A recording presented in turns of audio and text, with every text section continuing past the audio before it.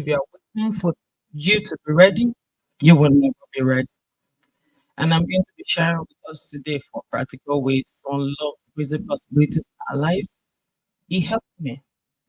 That was I was able to navigate from that person to this person today. I'm hoping I'll be able to shorten the journey for you. I'm hoping it will inspire you to take action and make new choices today. All right. So, will you set sail? Are you ready to do this? Or do you want to wonder about the different life of the shore? Because trust me, 2024 seems so far away. Before we it's going to be December. We came into United States April 2019, and in another 4 months, it's going to be 5 years. I'm like, wow, how time flies. So whether you take action or not, the time will fly, the time will go away. All right. So because I like to do this and I like people to be charged, right? We're going to do something. This is the time to take the charge before we start, right? All right. With due respect to us and mass, we're going to stand up because our subconscious mind is actually designed to protect us. Because right now in your mind, are like, this is all they've started, aspire to aspire. No, we are not doing that today. Something is going to shift today. Something is going to shift today. And like I tell people, even if it's going to be one person, something will shift in your subconscious today. Right. So it's time to take the pledge. All right. Let's stand up. Oh, you see? Something is shifting. You see? My child is even telling me something is shifting today, right? Exactly. Right.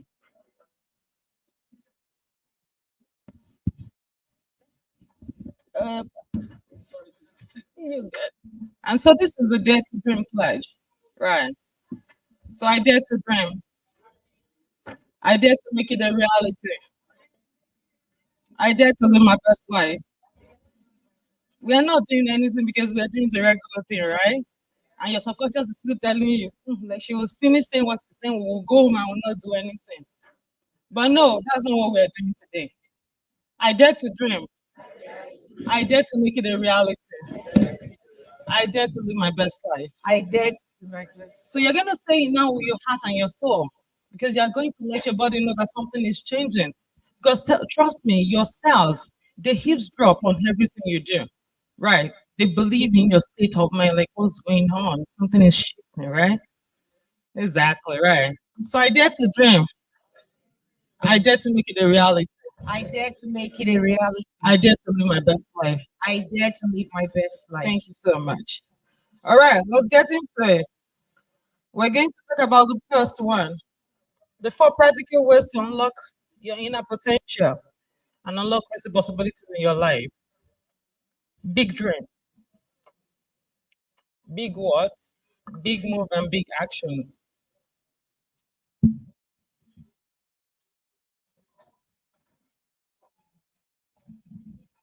You have to be able to dream beyond your current capacity to achieve them. Most people you look at and you think, oh, they're dreaming big, they're doing great things. What if I tell you they're not even dreaming big enough? Those people you're looking at like they're achieving something good, like that great. You're looking up onto them like, oh, I really wish I can be like that person right now.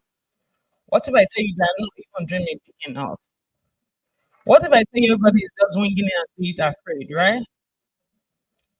I've been in North now for 16 years and I've been at deathbed of people and I've seen them die to death. I've seen them die to death, like the one they are going, like they were going, and I've seen their dreams die with them. But one stood out for me. He told me and looked at me and said, Mustafi, what was I really afraid of? What was I really afraid of? Unfortunately, I didn't have an answer for him because I didn't know how he lived his life, right? He said I didn't leave. I was afraid of people judging me. I was afraid of failing. Mustafi, please dream big. and go after it with everything you have. If it didn't work, you will not die with regret like I'm doing right now. That changed everything for me. He didn't know I was dealing with my stuff, right? He didn't know I was dealing with my own fears. He just felt he was saying something to somebody at that point, but that shifted something in me.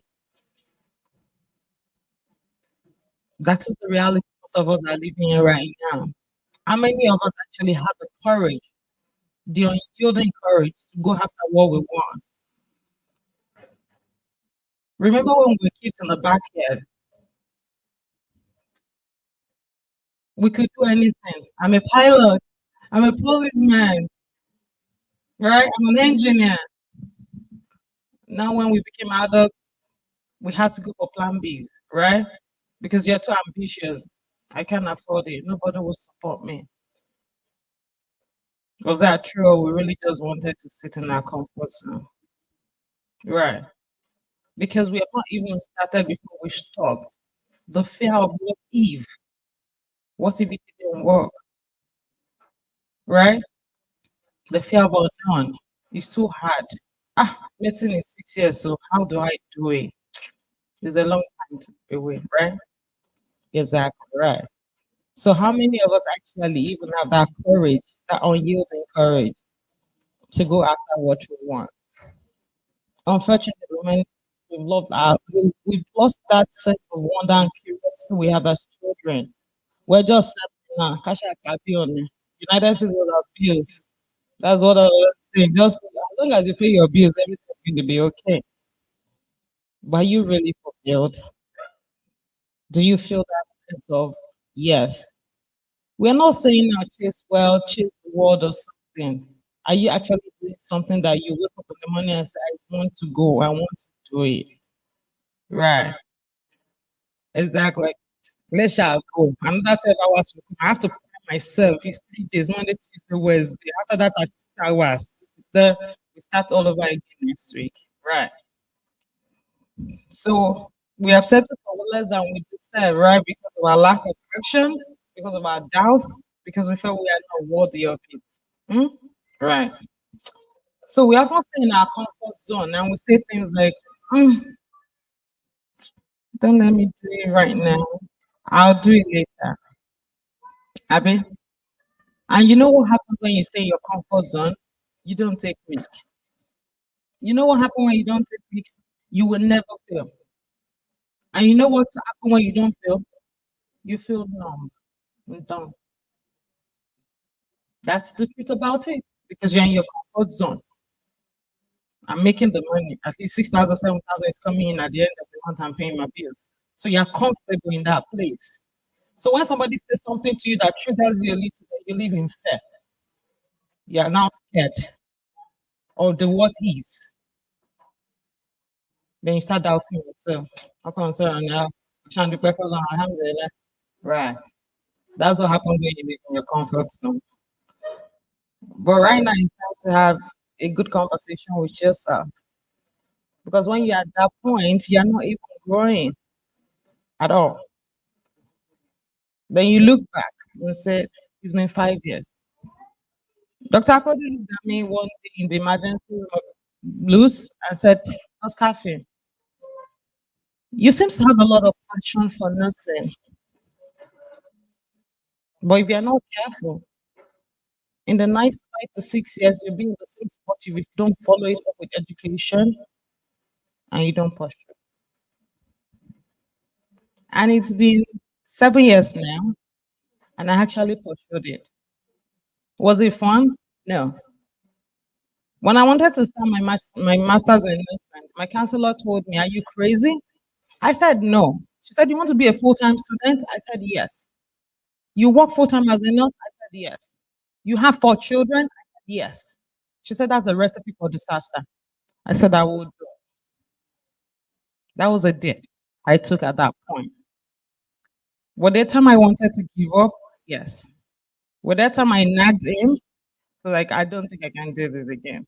Yes, I did. But that's what is going to happen when you actually dared to actually dream beyond your current capacity to achieve them. And that's what it looks like, right? When you're in your comfort zone, you feel safe. I'm in control. I'm perfect. Nothing can move you. But you see, when somebody has to start thinking about the next thing, then the lack of self confidence comes in. You forget that person that you have because everything you ever need to succeed is within you. If you ever look at me today and say, I really wish I can do that, it's because you have it in you. If you ever look at somebody and say that person should be my role model, it's because that there's something in that person that's projecting back into that you have in you right there. Right. Then you move into your first zone and you start giving yourself excuses. I don't have the time. I don't have the talent. I don't have enough people. You need connection to move into that speed. You have to go back to school. Then you now talk to somebody else. What are you thinking? I'm thinking about going back to school. Why will you go back to school at this point? How much are you collecting? You're already collecting money. You can be your busy leader and you're not affected by people's opinion. And that is validation, right? You're seeking validation. You're just looking for somebody to support what you are doing already. Because you don't want to do it though. That's like when I spoke to Brother Kineko, he said I shouldn't bother Jared. I just relaxed. Exactly, because you were not ready to do it already. Right. Because if you are ready to do it, that dream was given to you. They won't understand it. Because if you don't believe in that your ability to achieve it, then how do you convince him to believe in you that you can go after it? Because when I had that discussion with my counselor and I spoke to my husband and I actually asked him, what do you think? After I've spoken to her that I can do it, I still went back. Now I've already boboed her on Zoom that I want to go for it. I still went back to him. So who are you talking to? Who are the people in your inner circle? Why are the people telling you yes, you can do it? Exactly right. So when you actually now move from your fear zone, then you have to deal with those challenges. Right. You're in the learning stage right now. You want to deal with the challenges. I got it. It's 2 years, 7 semesters. Oh yeah, we are there. 36 hours, we die here. Because the truth about it is if your mindset is not aligned with your goals, you will never achieve them. Believe me, not be every time village people. You are your village on your own because you're not aligned. So it's not working. So everything you're thinking about is not already aligning. So it's village people. They said I cannot do it exactly, but do you believe you can do it? That's it. So when you get to the learning zone, then you now start acquiring new skills. You now start saying, what do I need to do to make it happen? Right? At that point, you're already extending beyond your comfort zone. That's it. And trust me, I've ever had the fear of something, right?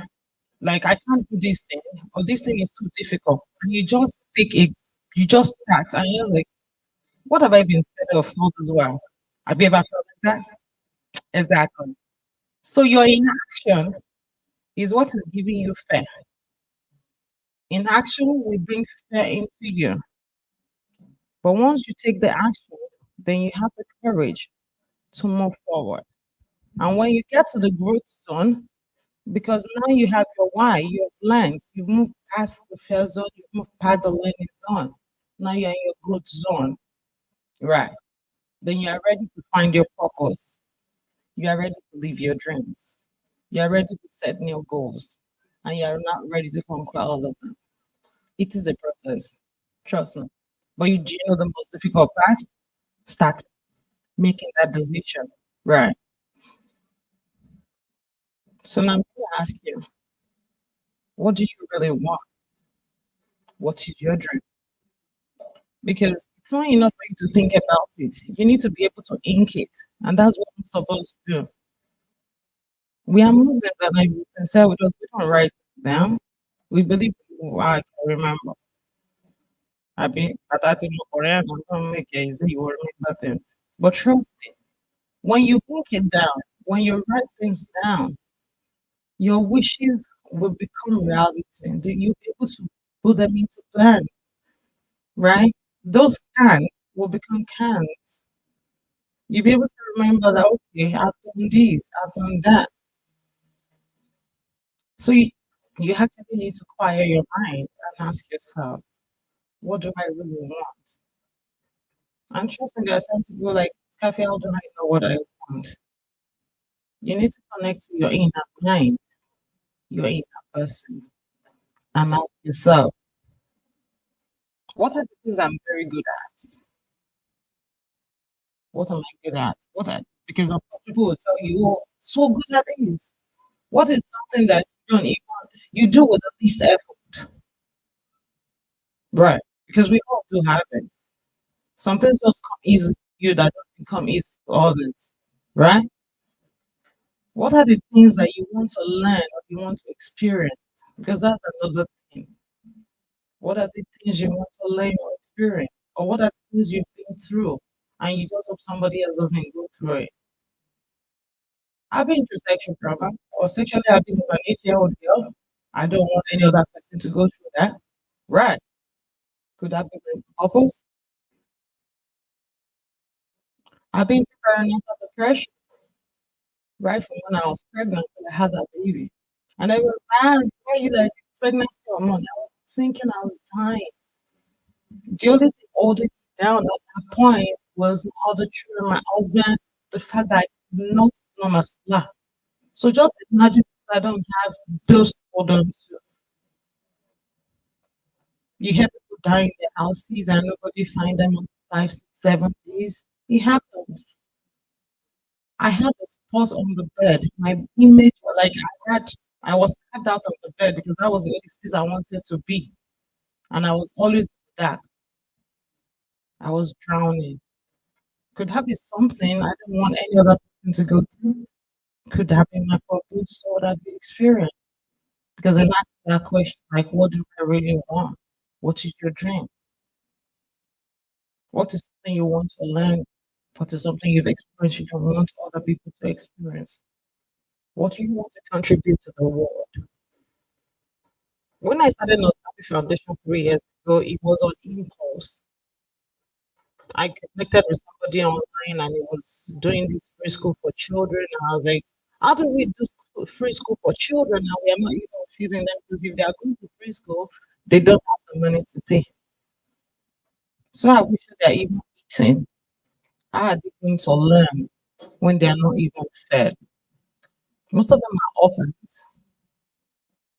And so today, I don't even know what the children look like. I don't even know what owner of the school look like.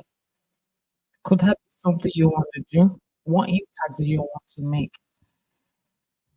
Maybe that could be your dream. But you have to be honest with yourself. That's not something I can do for you. Right. You have to know what you want to do. You have to know what your dreams are. It could be one, it could be many. I'm very much potential there. I can wake up and get this is an idea. It's tired. We have come with another idea. We will run with it. Exactly right. But there are problems everywhere that need solution. If you're trying to say, what can I do? Who am I? Because you really need to know who you are. I tell people it took me over 3 decades to actually answer that question. If it's taken out now that we are not allowed to call you your name, we are not allowed to call you by what you do. We are not allowed to call you by the name of your children, of your husband, of anything. You are stripped of everything. Who are you? Who are you? Do you know who you are? Okay. Who are you? Exactly. It took me over 3 decades. So today I can tell people I'm a transformer. I'm a mobile powerhouse. I'm a beacon of hope. That is what I do. That is who I am. So even you don't even have to call me my name. I like the room I enter. That is who I am. Exactly right. So that will help you to answer that question. And once you are able to decide who you are, what you really want to do, what your dream is, then the next question is, are you actually committed or are you interested? Because if you're just interested in it, those questions will keep coming back to you. Those excuses. I don't have enough resources. I don't have the money. I use hijab. I'm a Muslim. I can't do this. Right. They won't believe me. I'm a black American. I'm an African. I'm in Nigeria. It will all keep coming back. Nigerians don't do that. I have accents. Thank you, sir. I don't speak good English. It will keep coming back to you. Ah, sorry, she is better in this than I am. But if you're actually committed, no excuse will stop you. So I ask you today, is there a fair you need to release? You need to quiet your mind. And when you do that, trust me when I say when you quiet your mind, the soul will speak to you.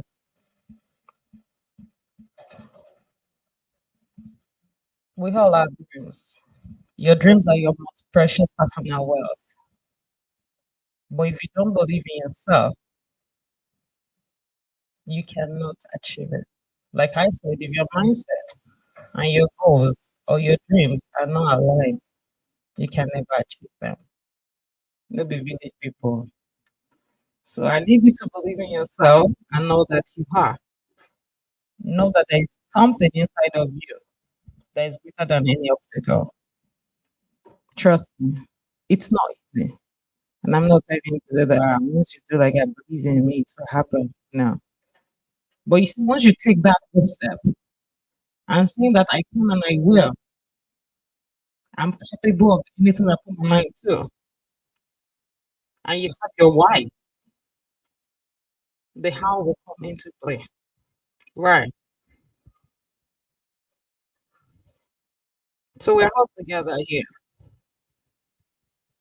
Can we close our eyes real quick? Because I don't want people to see so that when you're raising your hand, they won't see that. So you know what? So can you be brutally honest with yourself? I need you to raise your hand if you've never had a peace carried for a long time. So all of us that have scary dreams, raise your hand if you have a peace carried dream, but it seems so far away and you feel completely disconnected from it. Yeah. Raise your hand if you feel like you deeply feel you could be playing a bigger game than you are playing right now. Correct. We're all in this together. Believe we're all in this together. Because serious as human, there is one thing we have in common.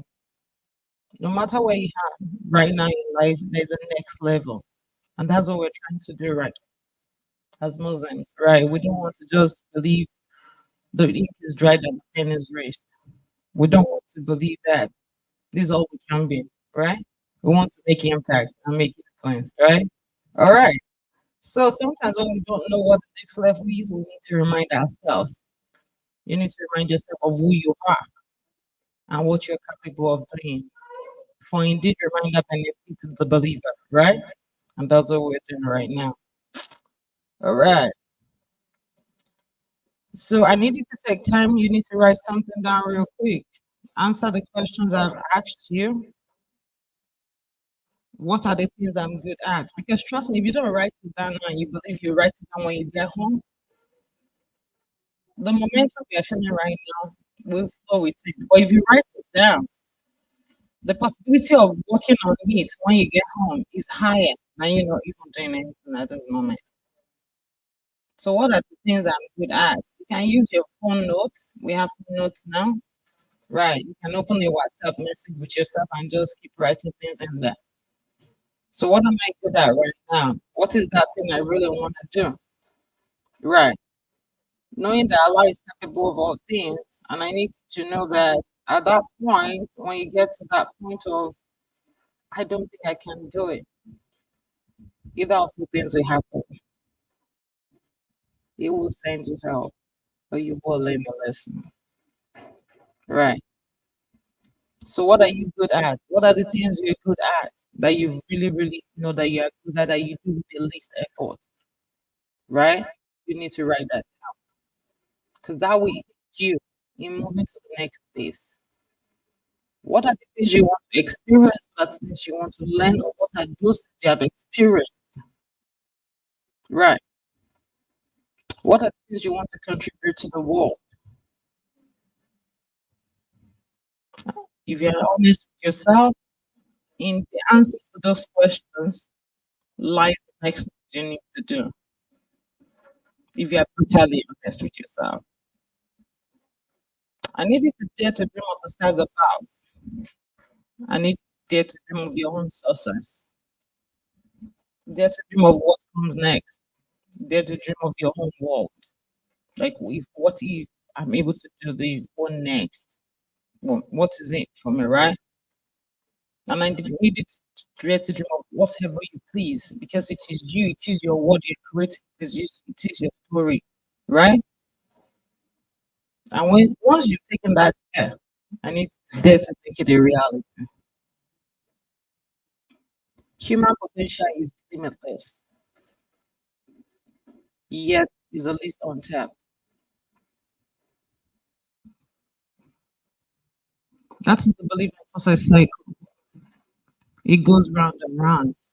And the starting point is always the belief in what you are capable of achieving. The amount of belief you have in yourself determines how much potential you believe you have. If you can tap into your potential right now, if I ask you, what do you think you can do? You will be able to mention five, six things, right? But if you don't even believe you can do them, how do you tap into them? And when you don't tap into those potentials, how do you take actions? And when you don't take actions, how do you get the result? So it's a continuous process. It always goes back to the first thing, believe. I am prepared for what I believe I can do anything I put my mind to. If plan A doesn't work, there is B. If B doesn't work, we still have to succeed, right? Exactly. But it starts with that belief, the amount of belief you have in yourself. How do you see yourself? Ah, you can't do that. I can do it and I will do it. It will create a shift at that moment. Even if you don't remember anything, I need you to remember that the belief in yourself will is the first navigator to become who you are meant to be. If you don't believe in yourself, I say my Lord doesn't know what he created. My Lord is Lord of impossibilities. What will happen with you? So if he can create you and bless you every he said he will never put in so more than he can, right? He can burden you more than you do, right? You can be, right? Exactly. So whatever you are right now, you're capable of doing that. Before moving to the second one, are you interested or are you committed to your dream right now? Do you feel there's a shift or we're just listening to ourselves like I like what she's saying, but we're just on, right? So all right. Don't forget, have big dreams, right? Beyond your current capacity to achieve them. Remember that the human potential is limitless, yet the list of tapped. I need you to believe in the possibilities of your dreams. Don't ever doubt your potentials. Don't. It is not what you don't have that limits you. It is what you have that you don't know how to use. And remember, when you are nervous about stepping out of your comfort zone, remind yourself that it feels scary because it is not familiar, not because you're not capable, because you are capable of anything and everything, as long as you put your mind to it. Oh, okay. All right. So big words. The word we speak creates reality. Right. That's what Sam said. Whoever believe in Allah on the last day, speak what is good or keep quiet. Right. So that means you have to say good things to yourself. When they told me, like, you can't be nothing, I believed it for so long and it became my identity. But when I was tired of that identity, I had to change things for myself.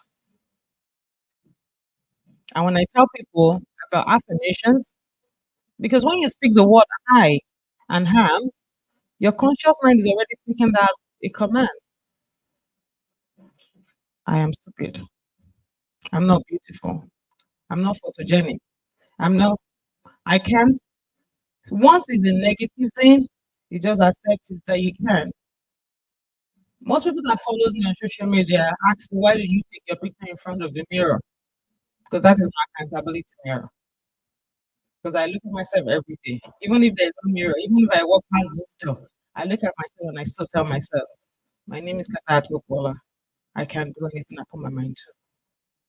Because you need to fine tune that thing. You need to find a balance between disempower. You need to disempower those excuses and limiting belief you've actually put yourself into. Those I can't, those self doubt, you have to let it go. You have to speak words that will bring reality into you. You have to remind yourself of who you are all the time. So when people are telling you can't do it, you tell yourself, yes, I can't do it. Because your words will create reality for you at that point. I'm trying to rush because I need to round up right now. All right. We've seen images of the oral damages that smoking does to our lungs. That's the same thing that negative thoughts. That's the same thing it does to your brain. It makes you that person. That's your identity. But if that's not person you want to be, then you have to use affirmations. How do I do it? Seriously, when you start the first few times, you look stupid, and I must be sincere with you. Like, why are you talking to yourself? It won't connect until you have to be consistent about it and remind yourself of who you are and the power that you carry within you. Like, I'm not enough. I don't know this right now, but I can always get there, right? I don't think I can do this, but if I put in effort, maybe if I learn, I don't know anybody. If I had for help, I would definitely get help, right? So you have to be able to change those words into positive things, right? So I can and I will.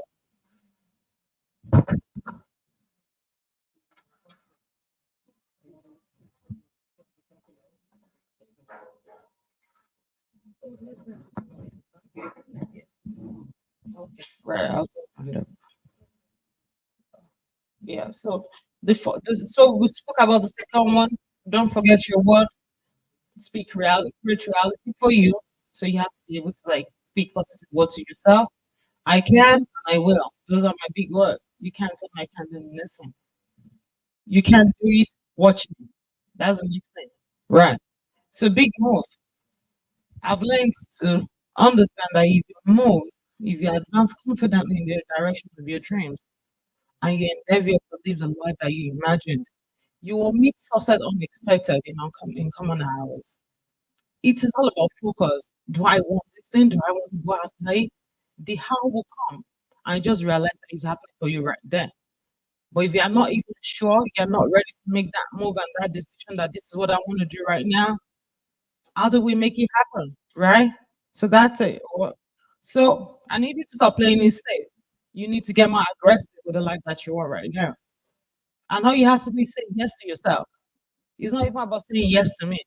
You have to say yes to yourself because it's all about you right now. Right. You're the one saying yes to yourself. Yes, I believe in myself. Yes, I can. Yes, I will. Yes, I can do this. So when somebody is telling you you can't do, you're like, watch me. Like, you are a chain person right now. Yes, because I'm investing in myself. Because I'm working on myself right now. All right. So big actions. Remember we said this. Your subconscious mind is designed to keep you safe. And once you are safe, you avoid taking risks. And once you avoid taking risks, you avoid failure, right? So you can't afford to wait for the emotions to settle. You have to do it anyways. And once you start taking the action, even in your fear and your uncertainty, you see that clarity comes in the doing. Because that's the truth about it. You don't have to see the old step. All you need is to take the first step. And you see the second one, and you see the third one, and before you know it, you're right there. So don't wait for the emotions to settle. Just say yes to yourself today and know that you're capable of doing that. And this is the will of life. This is something I have to take during the panel sessions. We already said I had in our time. You need to look at yourself right now. Where is your life right now? Your social life, your career, your financial life, your spiritual life, your physical life, intellectual life. Right. Are you where you want to be? The middle part is zero and the extreme end is 100. So I need you to give each one of them a score, and you have to be sincere with yourself because that's what we're doing today. We are being truthful with ourselves. And if you have to give a score to each one of these, and you have to make it a will, can you ride with this? Are you able to move your life forward with this? What is the most important part you need to take action on right now? Because there's always one part of them that needs immediate actions. And the good thing about it is once you start taking action on one of them, you start spilling to the other part, right? But it starts with the first one. Which one needs your immediate attention right now? Because the truth about it is you can't give attention to everything. Something has to pay. Something is better than the other. Your social life might be better than your financial life right now. Your relationship might be better than your career and all that good stuff. So which one do you want to give the immediate attention at this moment? And you work towards that. And once you start working on one, you start spilling into the other, right? So you have to create a massive plan action. Massive action plan. What do I want? Right. Why do I want it? How do I get there? This is where I am at this point. This is where I want to be. How do we connect? That is your massive action plan. And you have to be sustainable because you have to be committed because the road will get rough. I said, and we will try you. When I said it, do you think you say, I believe, and you will not be tested? Exactly. So, how do you think that you navigate life and nothing will happen? There won't be setbacks on the way. That's not possible, right? So, when those things are happening and when those setbacks are coming in, you have to have a positive mindset and belief that I can do this. This is just a this is just a setback. It is going to something is going to come through at this moment, right? Then you take actions. Well, like nothing will come to you if you don't take actions. It is not bubble. It's just like the elders for Sajayaya. They're telling you you're going to be rich and you're sitting down in your house. The money is not going to come to you. No, it's not working to you. You have to go and work and make the money. You might have to do less than all the people, but definitely you have to put in actions, right? So and you have to measure your progress. How far have I gone? What do I need to do? What else do I need to do, right? And you repeat the process all over again because it's continuous. It's a continuous thing. We're never resting on the house, right? And in all of these, I know it can all be it can be overwhelming at the beginning, but we have to break it down. What am I doing right now? The Pomodoro technique is you working for 25 minutes and taking 5 minutes break because you don't want to be overwhelmed, right? Work for 25 minutes and take a 5 minutes break. It helps you to maintain focus on your action. Not like, oh, I don't want to do it right now. But you set an alarm already, like you're working for 30 minutes, 25 minutes, and in 5 minutes, I'm taking a break. That kind of give you the sucker and everything to move forward, right? So, massive action plan, and that is Jazakumullah Khair.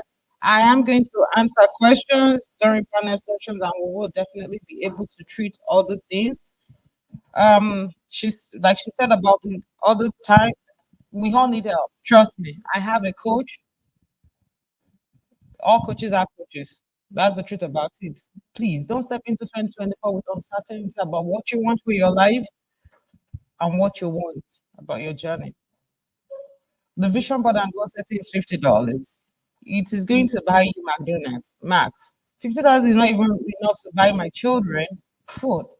But what if that's something you can actually use as a seed this time into your 2024 to make the difference? Assalamu alaikum wa barakatuh. Wa alaikum salam wa rahmatullahi wa barakatuh. Takbirullah. Takbir. I'm pretty sure we are all charged by this time after listening to Sister Kafaya. Sister Kafaya, thank you for the excellent presentation. It was quite inspiring. I got a few things from Sister Kafaya's presentation. And just so we know, immediately after Sister Kafaya's presentation, Sister Nikki Abbas, our moderator for today, will be stepping up to the podium to continue the moderation of the second phase of the event. We have our panelists here as well. We Some of them are here, and Nikki Abbas will be introducing them to the podium to coordinate the panel discussion session, inshallah. But before we go into that, I just want to give a quick summary of some of the keynotes that I took in the course of the discussion. I wrote something because I came across a very nice quote in one of the books I read a couple of months ago. And it just kind of sums everything you have presented in one sentence by saying that your longing is your calling. Your longing is your calling. If there is anything that keeps coming to mind that you want to do, and for some reason you're just unable to do it because you keep giving yourself the nay, can't, just get to it using all the tips and tools that Sister Kafaya has shared with us. So, how do you get to that longing of yours? Make it your calling and live a purposeful life. It says, have a desire, go beyond the desire to have the courage and stop giving excuses. She also said, all you have is what you need to get started. What is difficult in getting to the real authentic self that you desire to be and contributing in a big way to the world that surrounds you is you going from that state of just being desirous to being courageous. Um, the next thing she mentioned something I think is crucial for us to remember, that life is in stages and seasons.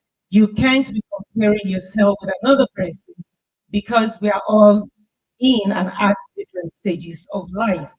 What you need to know, like Afaya said, that what is limiting you from getting to that point where you ultimately want to be, where you want to be, are the resources, the opportunities that are at your disposal right now that you are not taking advantage of. So take advantage of those resources and opportunities, and you will be moving with a strong force and high level of determination and purpose to achieve your potentials for and your goals and ambitions for 2024 and beyond. She said, recognize and acknowledge yourself as being worthy. I found that very, very powerful.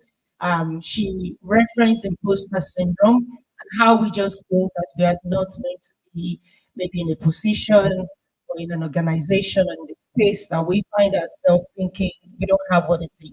She says that you definitely need to know that you are worthy of being wherever you are and getting more. She mentioned four key ways to unlock your innate potential, and she said you have to dream big. To dream big means you need to first change your mindset. And what prevents us from dreaming big or getting there after changing your mindset, is you soaking yourself and steeping yourself in fear of failure. Sister Kafaya says, get out of fear of failure. Get yourself out from just judging yourself and seeking validation from people around you that are setting you back. Stop engaging that negative emotions. Stop the can't. Use the word can. I love that. She said, another thing is we have this fear of unknown that keeps setting us back. She said, connect with that child in you. As a child, we don't fear making mistakes. We just want to explore the world and just reach for the stars. The stars are still there, waiting for you to reach for it. Be an amateur. I read that in another book. Just be an amateur. Don't see yourself as a professional because as an amateur, you're willing to take risks and make mistakes. So yeah, all you need to succeed is right there within you. She said, get out of your own head because you are the one limiting your own self. Look in the mirror and get out of your comfort zone because for as long as you are in your comfort zone, you are not going to be able to get past your fear zone. And you need to get past your fear zone to enter and gravitate towards your learning zone in order for you to reach your growth zone. Am I recapping it good? Good. I'm a student. Just tell me if I'm not doing a good job, and I will try. I will try to improve. Trust me. She said something in her personal experience, and as a Muslim, I think that's something we all should hold on to. And if we are not there yet, we should aspire to get to. She said when she had perinatal depression, is that correct? The one thing that helped her was that she held on to a salah. That's what I call giving yourself the emotional buoyancy for that period. So a bounce back factor was a salah. She has a husband to lean on. She has children to look at.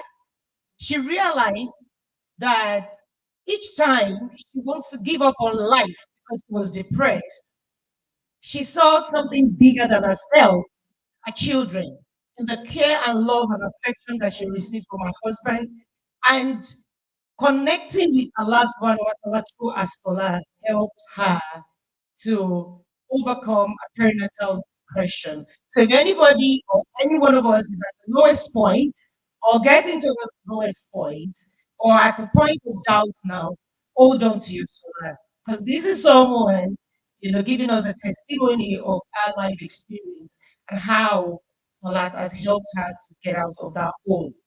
Know what you want. It's important.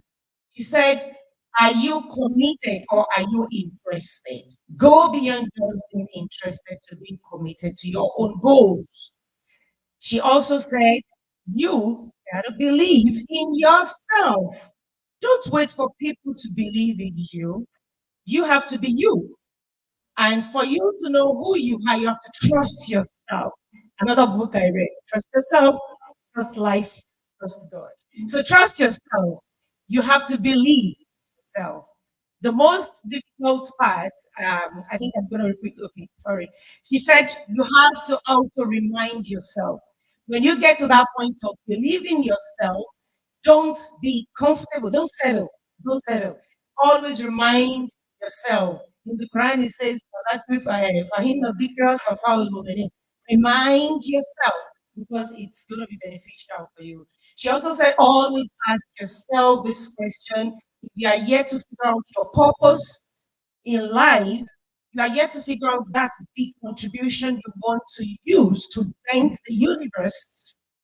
Ask yourself your quiet moments. What are the things that I'm good at? What are the things that I'm good at? What is that thing that you can do effortlessly to make a difference in your world, in yourself, in your family, in your community, in your environment? And at this point, I think I've tried to charge the room a little bit. I'm going to be calling Sister Nikki Abbas, our moderator for today, to take the mic away from me. I'm about to drop the mic, everybody. Sister Nikki Abbas. Salam alaikum.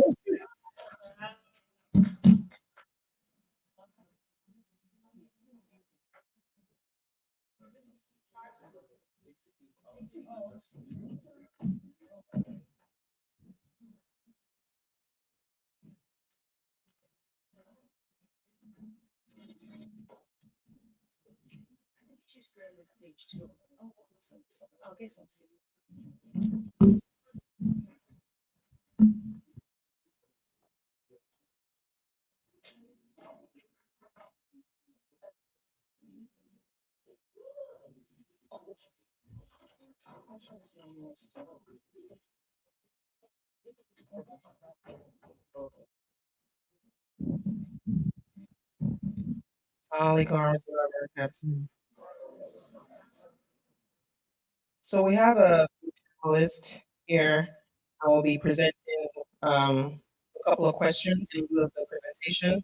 So I'll start by introducing Sister Shakira Olariwaju. Um, So the first question for Sister Shakira is a question for perseverance and resilience. Okay. So can we come to the stage?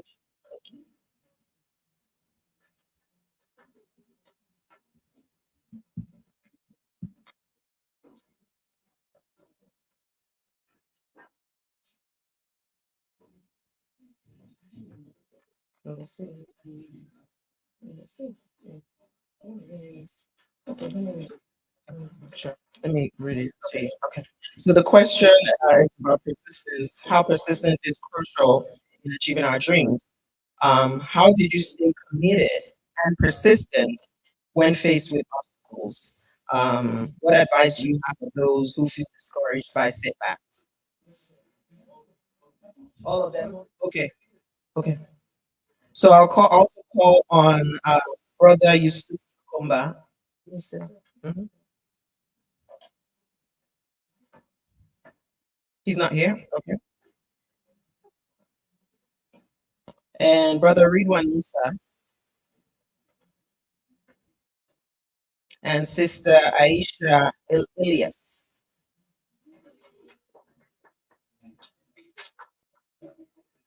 Alaikum salam. So sister Shakira, you go first. So I'll read the question to you again.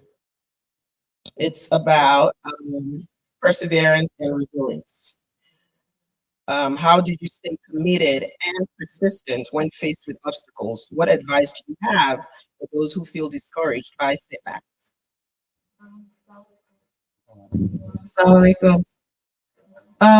I think one very key thing that my sister said was your mindset. Staying consistent, you can only be consistent to something you're committed to. And you can only persevere through something that you're committed to. So I think a lot of times we need an alignment between, like you said, our mindset and our dream. Then the consistency and the persistence will follow.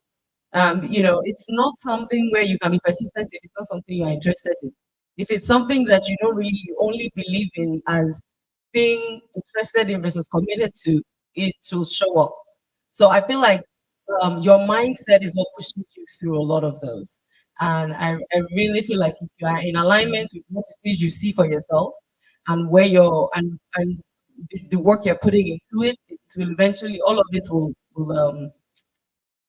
how would I say that? All of it will work towards the same goal eventually. So persistency comes with where your mind is and you believing that you can get it done. So that's my Staying determined. and yeah, stay determined. So if you're interested, not interested, committed, and your mindset is there, it'll push you through. So Thank you so much, Jazakallah Khair. So, brother Ridwan Musa, the next question will be for you. This is a question about impact and contribution. How have your dreams and achievements impacted not only your life, but also the lives of others in your community? So, in what ways do you believe individuals can use their dreams to create positive changes to the world? أعوذ بالله من الشيطان الرجيم بسم الله الرحمن الرحيم رب اشرح لي صدري ويسر لي أمري السلام عليكم ورحمة الله وبركاته. Yeah, thanks for having me here. So the question is in two forms. One is personal and the other part is to share with the community, right? So so like my sister presented, dreams are very important. Our dreams are all encompassed, they are unlimited. So there's a quote that says that everybody dreams, but only few achieve. And the reason is that when you dream, like you said, you have to put it down, like you have to write it down, and you have to set not just smart goals, but smarter goals. I know that you take time to explain more on that. But personally, what's my contribution? So I discovered in the past that I have a lot of liking for teaching people, and I started teaching after high school. And then we used to have like lessons where the teachers don't really do well in class, so you did extra curriculum activities. So I used to do that, go from one tutorial center to the other to teach and all that. So I know this is something that I do effortlessly, and I find joy doing it. So when I got to the US was, one of the things that, because initially when I got here it was really tough. It was one of my challenging moments. And I identified that, we have a lot of community that needs, to get their career right. So I started teaching people IT, I started, closing gaps for them. And Alhamdulillah, I've been able to help a lot of people in Boston, and I've set up my own company as well. And I still teach up to today, to support my community. I've been able to take people from the regular care job into the IT space, and it wasn't easy, but yeah, I have a couple of people that I can actually talk to, that, I've been able to, with the help of Allah, not by my might, to help those people, build a career in the corporate American environment. And my advice and my contribution is you have to sit down to find out, look around the corner, seek for gaps in your community. How can you help? What are the skills that you have? It might not be teaching. It might be something else that that Allah has benefited you with. And you can put this into use, by helping people, by bringing people together, to help them to achieve their goals. Do I have more time? Or Yeah, that? go ahead. Yeah, so I want to give an example here. So, like a community like this, we can have, because I like to be very pragmatic, you can have um, a network of mentors where you identify people, you classify people in the community, identify them, these are their areas, put them on the website, let the youth have access to them, put time with them, and God has given you this sister that is so she's just fire, I was just like, oh my God, I'm learning a lot today. You know, try to identify this and let's use the human resources we have so that we can build a stronger, more impactful community. Thank you. Thank you, Brother Ridwan. I agree. I think Meaning has a couple of mentorship programs that we have in place. I don't know how far we've gone. We can follow up. As a staff that it also leads some of the. So yeah, that's a very good way to make an impact in the community. Thanks for your contribution.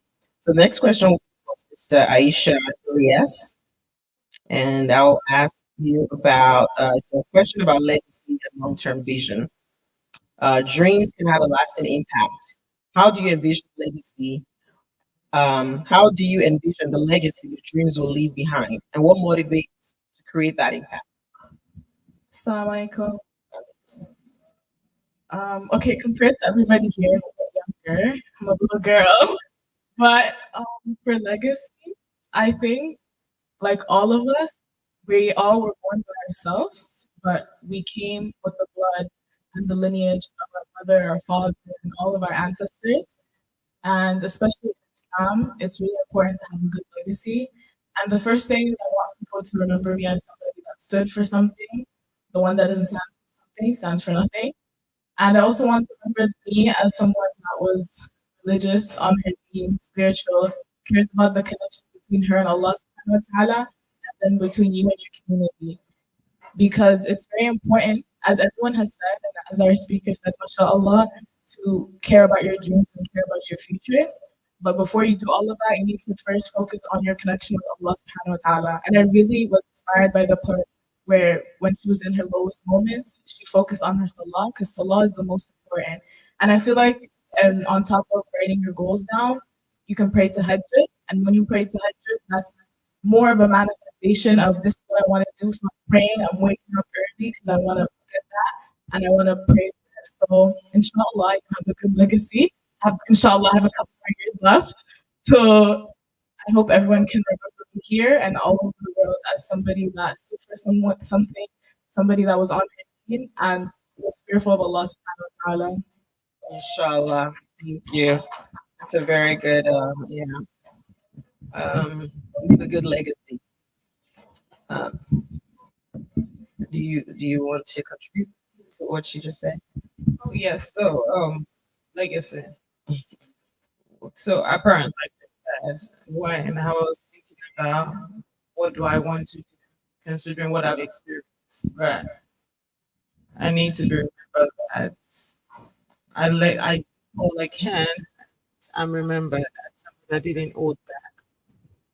Like my patient say, dream as big as you can and don't stand in that bed with regret. And that's something I pray to Allah. Like, what's your purpose for me at this moment, right? What do you really want me to do? I don't know these children, and I keep saying it. I've been prompted so many times to do Zoom with them. Like, do you want to talk to them? Do Zoom with them?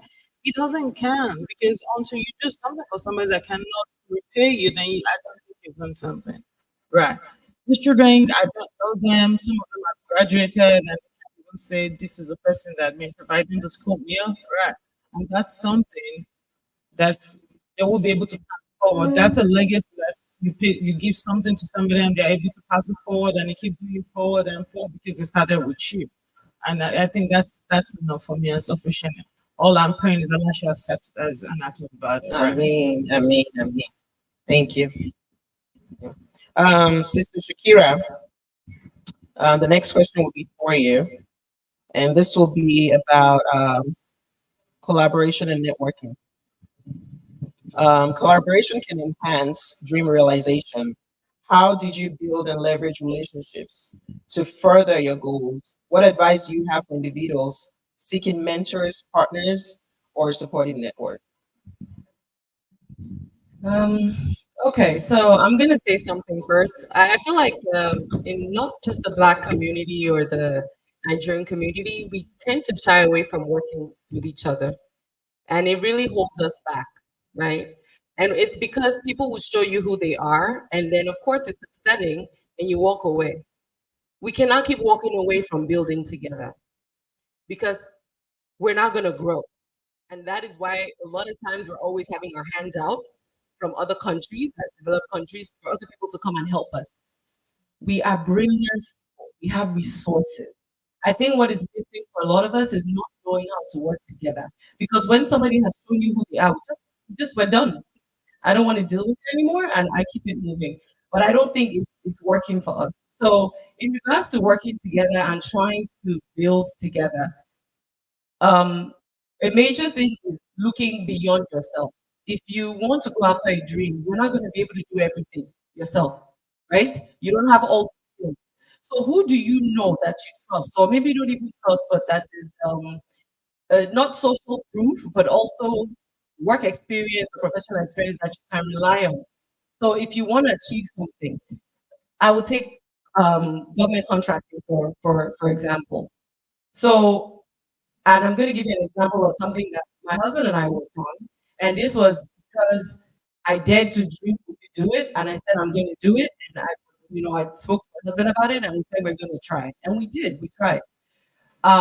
So we needed to build something in South Sudan. South Sudan. I do not know anybody in South Sudan. Okay. But I needed to find people who knew people in South Sudan. And I had to start looking on LinkedIn for people who knew people in South Sudan. From talking to one or two people, they were able to find a contractor that could get the work done. After after finding that person, I had to first interview and say, okay, is this somebody we can work with? We can't. I already saw projects he could do, right? Or that he had done in the past. That was me giving myself, okay, what do you call that thing? Like you being comfortable with the fact that this person can deliver. So you have to do your homework. If you want to collaborate and work with people, do your homework and make sure they are able to deliver. So I was able to do my homework. He came highly recommended, and we decided, okay, he's going to be the one to do the contract. But personality also matters, and it's not just the work the person can do. When you are talking to this person and interviewing this person, and just do you feel like there's somebody who can see it to the end, right? And this man was able to complete the job. We didn't even have to go on site for one day. This is also an African, a fellow African in South Sudan that I didn't know. You don't have to know this person personally, but the people that introduce you to them, are they trustworthy? Does this person have the record? So get outside of yourself and your zone and your comfort zone of the people who you know within you, and try and look out, network. LinkedIn is a beautiful place to start within your own network, people that you know that travel also, or whatever it is you want to achieve. Be comfortable enough to say you have done the work of looking for people that can do it. You trust that they have the social proof or the experience to be able to do the work and deliver, and be okay with letting other people do it for you. and be okay with knowing that you know you can't do it by yourself, but you want to achieve this goal. It's okay to work with other people and collaborate. We need to get away from thinking we can do it all ourselves, or if somebody has shown you that they cannot be trusted with one particular thing, then it means that's it for every other black person or every other Nigerian. No, one person did it wrong is character. Doesn't mean the next person is going to do it wrong. Let's try and be able to trust ourselves and build together. So that's my take on it. Thank you. Thank you so much. Wow. Jazakallah Karen. And the next question will be for Brother Ridwan. This will be about overcoming challenges. What were some of the most significant challenges you faced while pursuing your dreams? And how did you navigate through them? Can you share an instance where you turned a setback into an opportunity for growth? Yeah, thanks for that question. Can I say something about just to contribute a little bit to this? Most times when it comes to like collaborating, we tend to shy away from what is the Quran has stipulated. Like there is guidelines in the Quran to like explain how partnership will work, how you can start a business together. Because there's a principle, there are like five different principles that our Sheikh shared with us. One of it is economy. The Muslim community must be economically stable. Like it's like sign quana, like it's composed that we must be economically stable. And one of the ways of doing that is not by individualism, is by coming together, like having like do you know Five Guys? Five Guys is a restaurant in the US. So it was they started as a family. It was just five kids in a family. The parents asked them, "Do you want to go to college or you want to start a business?" I'm not saying people should not go to college. Well, I'm just saying like they have like the vision. Like my sister said, the big vision that do you guys want to start a business or you want to go to college? And the business part won, and that was how they started Five Guys, and they have a lot of franchise. It's a very big business in the US today. So why I'm saying this is because in most of the Muslim communities that I've seen, people like individualism. People are trained, go and look for job, don't start a business. And it's not everybody that would be an employee, right? If you have read this book by Robert Kiyosaki, it's called Cash Flow Quadrants. So there are like four quadrants. You can be an employee, you can be self-employed, you can be an investor, you can be a business owner. So what happened in our community is, and that's why we are not really strong, we try to do things on our own. I want to do my own. You want to do your own. And there's a brother there that is unemployed. There's a sister there that is unemployed, but they have the skill sets, but they don't have what it takes to start something or to get a job. So we need to identify those gaps, in the community, and then try to come together, collaborate. If it's a finance guy, you're a tech guy, you're a business guy, come together and make things happen. I don't want to waste too much time on that, but this is something that I feel like it's also to buttress your point. Now back to the question that you asked me about challenges and obstacles like that. So if like looking at the way Allah has designed the world, we know that life is full of ups and downs. There are a lot of certainties and uncertainties. Even when you put in all the work, there are times that you are faced with challenges that are beyond your control, that you don't even have control over it. So part of the question are personal. So for me, I've had a lot of challenges, and my brother saw me and I said, "You're looking fresh." I said, you don't even know my story." So we all have our challenges. Like when I came to this country, it was really, really tough. Like I said earlier, but I walked backwards. And I look at what are the opportunities around here. What is it that I can do? And part of the things that help me is a principle that is called WOOP, WOOP. So the W is wish. Like you have to like have a vision. Which what exactly do you want to achieve? The second one is the outcome. How is it gonna look? Like do you see yourself, driving a car like my brother Masha? Do you see yourself having, do you see yourself like you have to see the outcome, in your mind?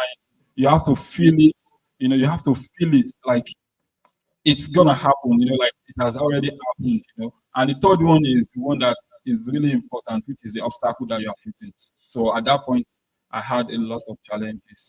So that is the obstacle part. You have to look at it like this is the obstacle that is preventing me from this outcome. You see, the two O's are closer, right? So this is the obstacle. These are the obstacles, like that is preventing me from achieving this outcome. Then the next one is the P. The P is the plan. Then you have to get on board. Like my sister said, you have to start writing things down. You know, create smart goals, make it very specific. How can I overcome some of these challenges? You need to seek help. Like another problem that we have is we don't seek help. People like to die in silence. And there are a lot of people out there that are just waiting for you to ask. So you just have to like seek help, ask people. And these are the things that really help me. I looked out who are the people doing training, what are they doing, how are they doing it, how is the market in the US, and then I explored those opportunities and the rest is history. I'm not yet there, I still have bigger goals because the worst thing that can happen to someone is being in the comfort zone. Like once you set a goal and you achieve it, create another one. You should have ordinarily we should have like long-term goals, and then you can break them into mid-time and short time. So once you achieve a goal and you sit down, you think that, oh, I'm not decelerating. At least I'm comfortable. I'm where I am. But the truth is that the world we live in moves. Like in geography, they said the earth rotates, right? The world moves. So when you think that you are static, you are not actually static. You are decelerating. The world will move past you.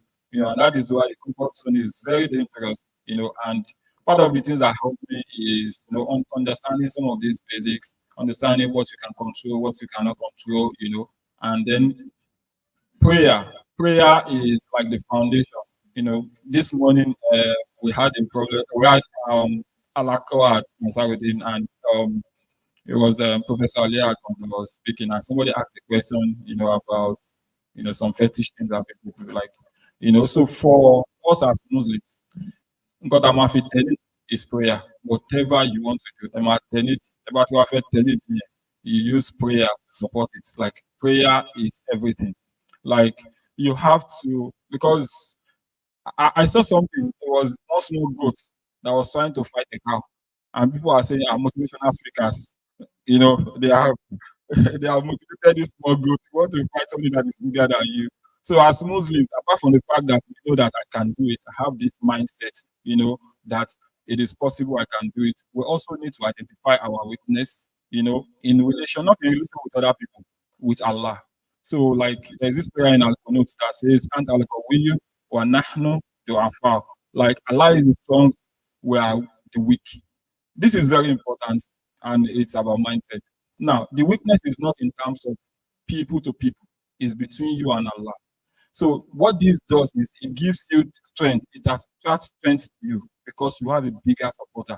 You have a supporter that is bigger than the biggest. So, you see, that it seems as weakness that you declare to Allah, but it's a lot of strength. You know that even if I fail, the failure is a bedrock you know, that will springboard me into success. So this is very, very important as a mindset that, because we can get it wrong when you think that you can do it all alone.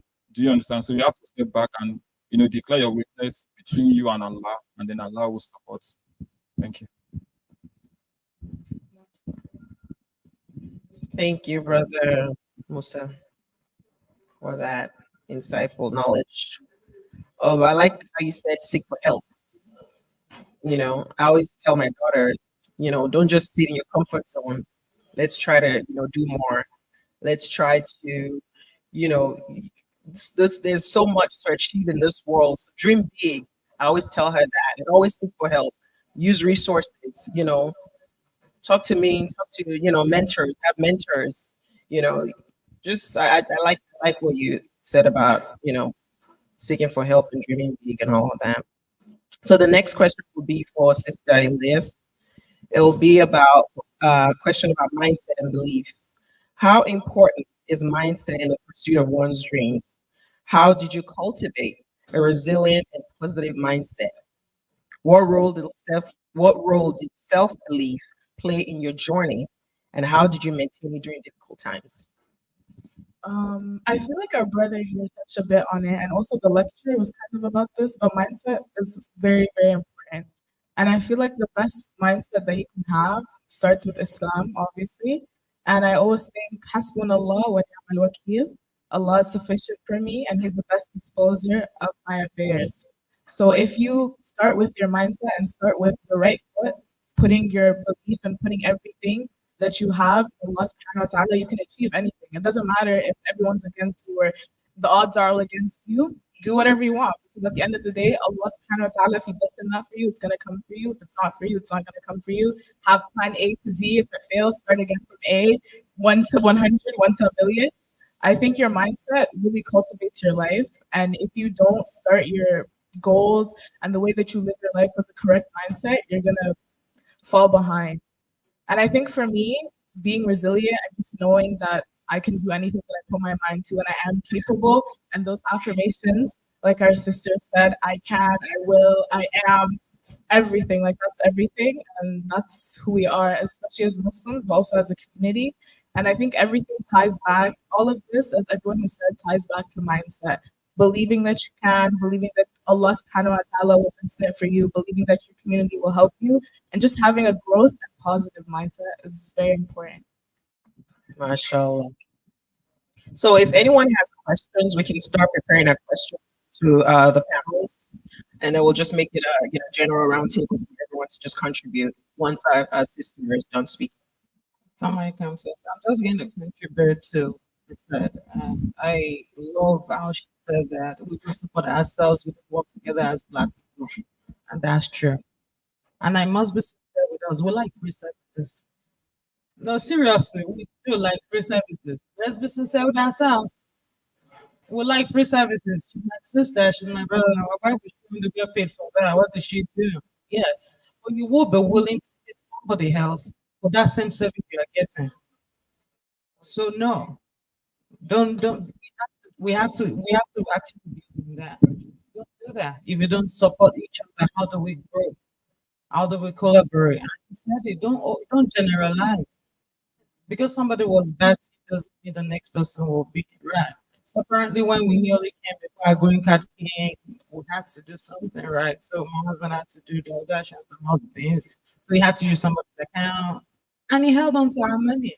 Not even because we are undocumented, but because we just didn't want to sit down. But should we generalize that, oh, it's an evil guy, yada yada yada, and he did that? No. Things happen. People do things, right? But that is that person. That is that person showing you. And seriously, as Muslims, we should understand that we are human. Human being will always be human being. So once you have that mindset, sometimes people are like, why are you like this? They say, this person that I am to you today that you are saying that you appreciate this is Islam. And because we are Muslims, it actually gives us leeway to know what's the right and the wrong. And we are very careful about what we do because we're careful of returning to Allah and having questions to those, but they don't know that. So don't generalize. Right? And you have to be able to give value. Trust me, there's law of reciprocity. You want to keep taking from people and you're not willing to give, you won't get anything back. And people will get tired of giving to you. That's also the truth about it. Even in a mentor-mentee relationship, even if you are paying that person, what value are you bringing? What do you bring to the table? Like yes, after I pay them, I pay for the service, and you're not taking. You get like people. That's how it's coming. That's how it's coming, and all he does is speak and take. But once people know that you have a value to actually bring forth, you will see people will be willing to reckon with you. And remember, we are Muslims, and we have to keep seeing that to ourselves. You have to hold on to that when somebody trusts you in a manner. Like she said about the community, we are not doing well as an human. And seriously, Christians raise themselves up there. They are like Sunday school, they are speakers and all of that. Go and look at all the wonderful and amazing coaches and speakers and all of that. Most of them are raised from the churches. We have all the resources please in here. We have it. Ah, no, I said, pen is raised and the ink is dry, and we just need our comfort zone. We need financial freedom to be able to make it. Sometimes your money that will speak for you. You don't want to see you. But when we are not even able to support each other, how are we able to make that out there? So we have to be able to work together, know that there will be risks. And seriously, when you do business with somebody and there's a loss, merely there will be losses. And like he said, we need to understand the laws and principles of doing business together. Because what happens when there's a loss, we have to all share it together. Not like someone like, hey, my idea, you brought the idea now that is everything going to return our money. You understand? Right? We can't do that to ourselves. And when it comes to mindsets, I said it and I'm going to say it again. That dream, whatever dream you have, whatever impact you want to make was given to you by Allah. It's an amana. People will never believe in you until they see it happening. It was when we go into the United States, people started calling us. "Wale, Shewale, Shekasa Kenny, green card, how did you do it?" People will start coming to you when they see the materialization of that dream. One, that's because you didn't give up on yourself. But if you are waiting for people to say, "Go ahead, I got you," you won't do nothing. So moments when it's tough, you have to go back to Allah and say, "See, Allah, I can't see, I can't do that." And they have said, "Allah is a strong, you are weak. Ya Allah, I am disabled at your niche. I'm disabled at Jabbar. You're the one that fix what is broken right now. I'm so broken at this moment. You gotta fix me. Because there's nobody to go to. So you have to go to Allah. You have to tell me. You cannot let what they say about me manifest in my life. Because seriously, there are times you look at somebody and to even hold on to that belief is tough. So you have to go to that one that said he's capable of doing everything for you. He said, "Ask and it shall be given." He said, "I will give it." He said, "It's a thing of shame for him that you ask of him and it doesn't give to you." But sincerely, how are we even asking? Are we talking to human? Sometimes we don't even ask, and I'm guilty. Don't like, "Oh, she has it all together." I'm guilty. Sometimes we don't even know how to ask Allah. Like seriously, just ask. I've asked something and I was amazed at how fast it came. Sometimes, do you understand? It just comes to you and like, subhanallah. Exactly, that's him. Ask him and tell him, and like, "Dear Allah, I need this." Or know that there are times you won't make dua, and if it is not right for you, he'll give it to you. He needs you to know that there's a lesson in that moment. And like he said, if you say, "I believe and I won't try you," he has to know that, it's not like, like fast Monday, Thursday, like everything will work. What happens at a moment when it doesn't work? Do you still believe Allah has a plan for you at that moment? And that is part of his plan for you because something is going to happen, something good is coming out of that thing. Right. That is, we need to hold on to that at point of setback, it is all a journey. Maybe if I wasn't sexually assaulted at 8, maybe if I didn't go to perinatal depression, maybe I would never actually be here on this day today. Right. Maybe I won't have to go to, I was like, life is good. Things are moving on. So maybe it's all lessons. The same person that sexually assaults me still works for my father today. Maybe I won't be. Do you understand exactly? So that's something. Your success should be a comeback from whatever you're going through. So please, sisters, please, brothers, believe. I know that Allah will cry you, but you have to hold it on that you can do it, and He will be there with you and for you. Assalamu alaikum. So can I quickly say 2 minutes? The first 2 minutes, like if this program is packed, that anybody that comes here today, you get $1,000. This hall will be full.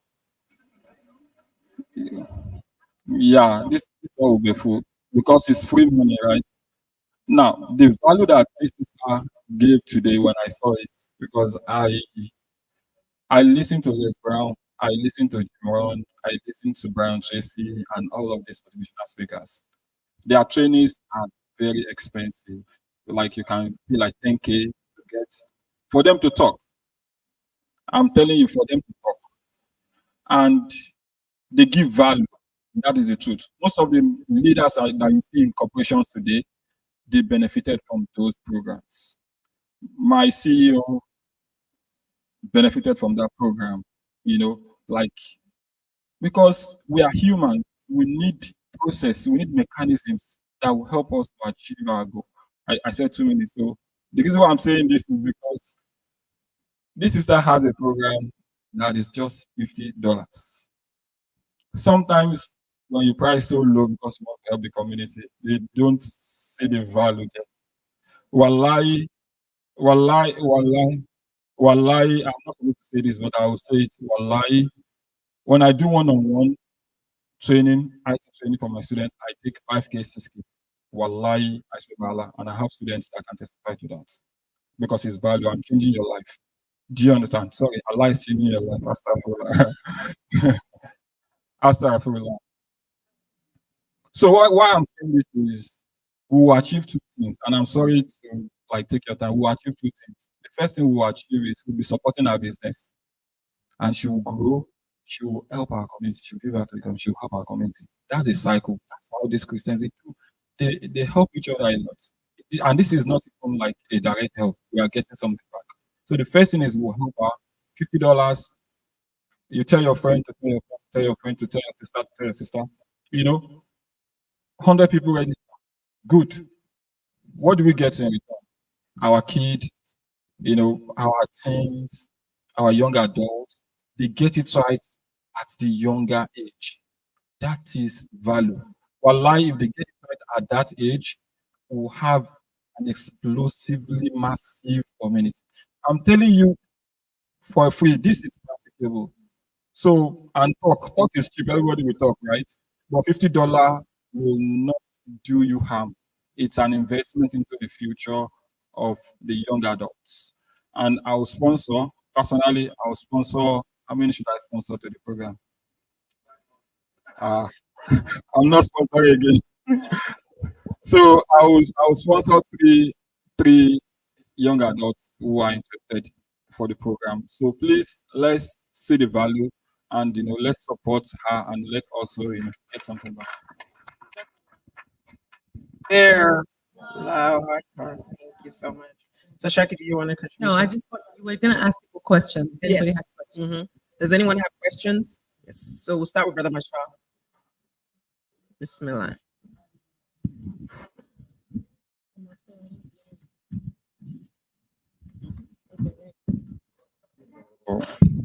So I didn't know I was going to be the first to be asked a question there. Most start going a lot to me, Aisha. Right, so I want to give our sisters here. I want to give a shout out to MBF.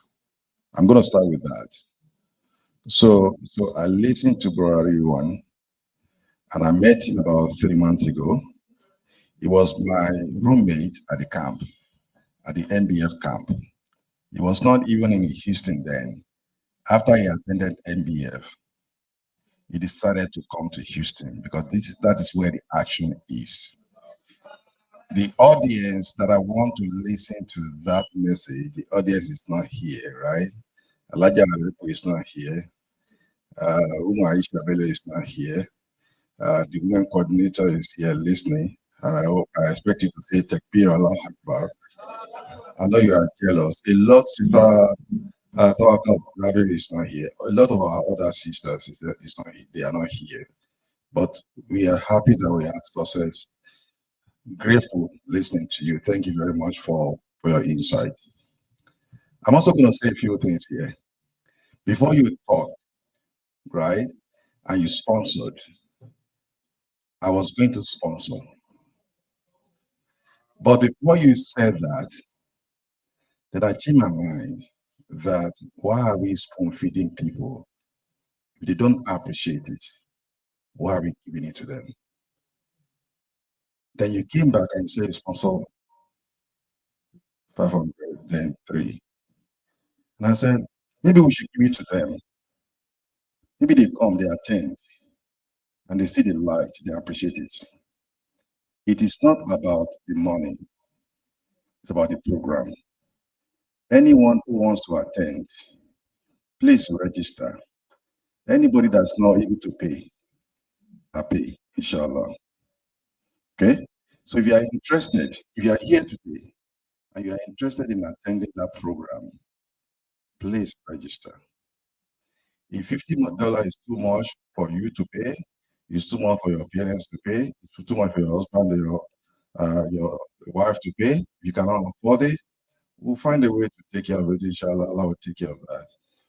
The message here is that if you get it right, when they are 15, when they are 16, when they are 18, 19, 20, right? Brother Masha will be out of job doing fundraising for the community in the future because they're going to donate. They're going to have the money to donate and they're going to do a lot for the community. That's what we are doing here. So not Carl. I thought I knew you very well, right? But I got to know you more better today, right?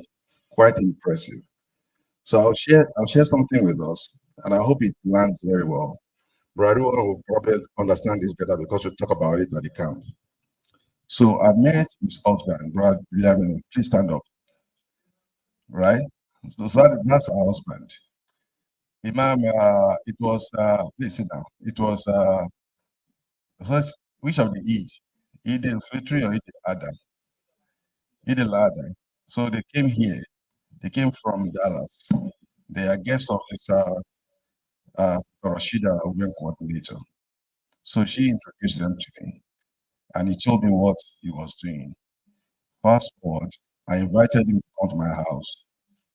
He came to my house, told me what he was doing. He was looking for a job at the Lloyd, similar to what we discussed at the camp.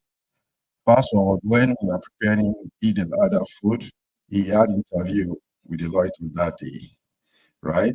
He had the prep interview. Alhamdulillah, he worked for the Lloyd. So many of the people here talk about the power of the community, the power of connection, right? The power of relationship.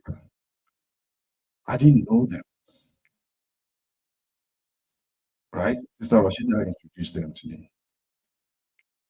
I didn't know you until we met at the camp. And it was like we should extend the days we had at the camp. Like we were only spending 2-3 days, we should spend 2-3 weeks together. And to those of us who are going to be attending the committee of friends on Saturday, our other roommates, Abdulaziz, the husband of Rama Adeshina, and Abdurrahman, the husband of the other one, the other Adeshina, Fridaus, right? So our roommate from MBF, they are hosting us on Saturday, boys only, men only. And I'm emphasizing that because we know some sisters are very good at gate crashing. They're going to find a reason to come. They're going to find a way to come, right? So our MBF doesn't end at the camp. It's ongoing. We have something. Women, we have something, the power of connection that the sisters are very jealous of. They don't have. They don't have. I'm not throwing stones here. I'm challenging them. I'm encouraging them. We have what we don't have, right? We don't have, okay, this is group A, this is group B. If you are boys, if you are men, if you are father, if you are young, you just show up and come and celebrate and join us, right? So let's make sure we do that. One last thing I want to ask you, if you are comfortable sharing, in your presentation, by the way, very, very powerful, all right? Very, very inspiring, very, very engaging too. I also like your style, right? The style of delivery. You engage us, you got our attention, you use a lot of pauses to engage us. I was one of those. When you asked us to close our eyes, I closed my eyes. When you ask us, you ask 3 or 4 questions, and you ask us to raise our hand. I raised my hand one of those. So I didn't know who else raised their hands. But I was one of those who raised their hands because I was efficient in one of those areas. And a lot of people will say, hey, Grandma writes a very good car. Yes, I do. He has a very big car. Yes, I do. But I was still one of those who is aspiring to be better because I know my deficit and I know where I'm deficient. May Allah help all of us. So you said, so you are supposed to be a boy, right? You are supposed to be a male. I don't know which one you used. They were expecting a male. Your parents were expecting a male, and they were disappointed when you arrived with a change of change of status, right? So give us more about that. I'm a father of three daughters. How was your experience? Was that a gender conflict? Are you a tomboy growing up, or the way you are treated or raised by your parents? If you are comfortable sharing that's one. When did you are you the older version of what we are experiencing now, the LGBTQ? Right? Are you one of those that got converted in the process, or you are naturally a female? Right? Are you comfortable being a female? Right? Then, without giving us too much, when you said sexually assaulted, right? So that's loaded. That's loaded, right? So tell us more about that to the extent that you're comfortable with sharing. So like, Jazakumullah khairan, sir. So Mike, do you want to take all questions or I answer as we go?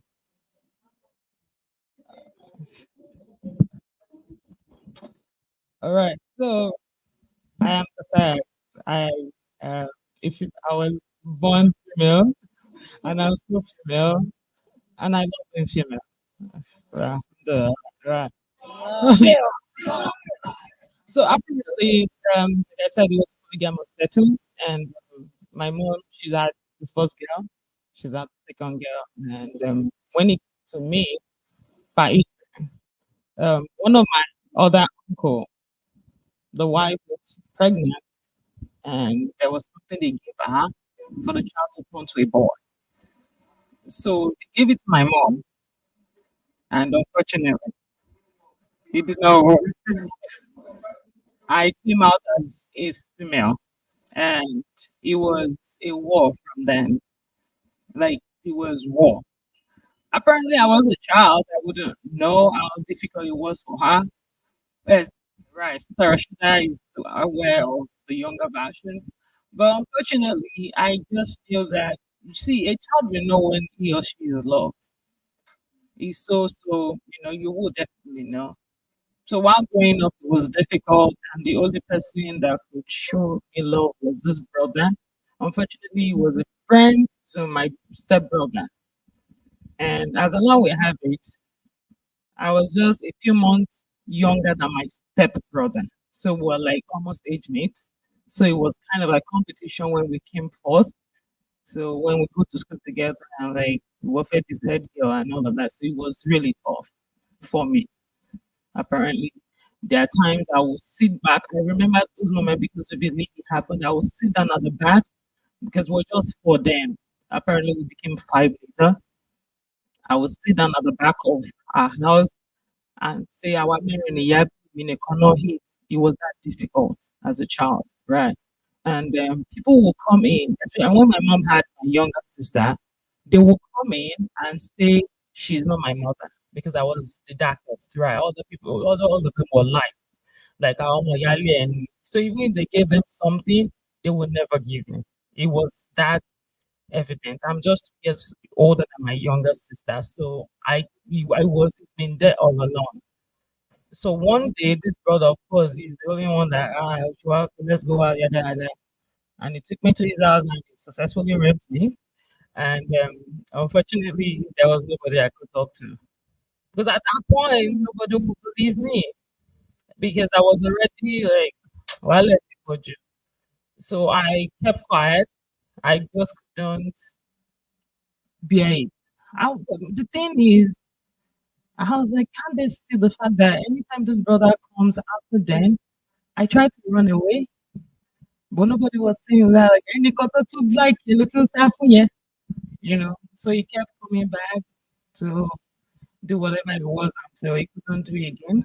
Then we had to move out of that tenor. Yes, I grew up as a tomboy. I was a Lone Ranger. as much as I was looking for love, validation, and worth from people, I knew that I wanted to be more. But I didn't know where that more was coming from. I didn't know what that more was. I felt if I knew more people, if I could do things for people, they would love me. But unfortunately, people were using me for what they could benefit from me. Kakaya could help you, Kakaya know people. Like I would fight for my friend. You want to come back near my friends? You're in trouble. Do you understand? Like the boys knows them, Massimo. Do you understand? But unfortunately, most of them were doing that for what they could gain from me. And that spilled into my teenage years, spilled into my young adult years, I was all sacrificial. I was serious. I was just doing it because I wanted to do it. And that's why it never really changed me when I started to set boundaries. Like when I started saying, no, I'm not doing this no more. Right. So I was just saying that because that was why I didn't want people to ever go through whatever I went through. And I just want to help people from the bottom of my heart. Right. Because it became difficult at a point because they would tramp on you if you don't set boundaries. They will trample, they will step on you. And when you start setting boundaries, then you become the bad person. Right. So yes, I was a tomboy for a long time. I was so independent that when he came and said he wanted me, I was like, show me you love me and I will marry you. And it was difficult. He had to go through a lot to maneuver the independent part of me. I'm still trying to be feminine. I love being a woman, but yes, I hope that answered your question, sir. Take care.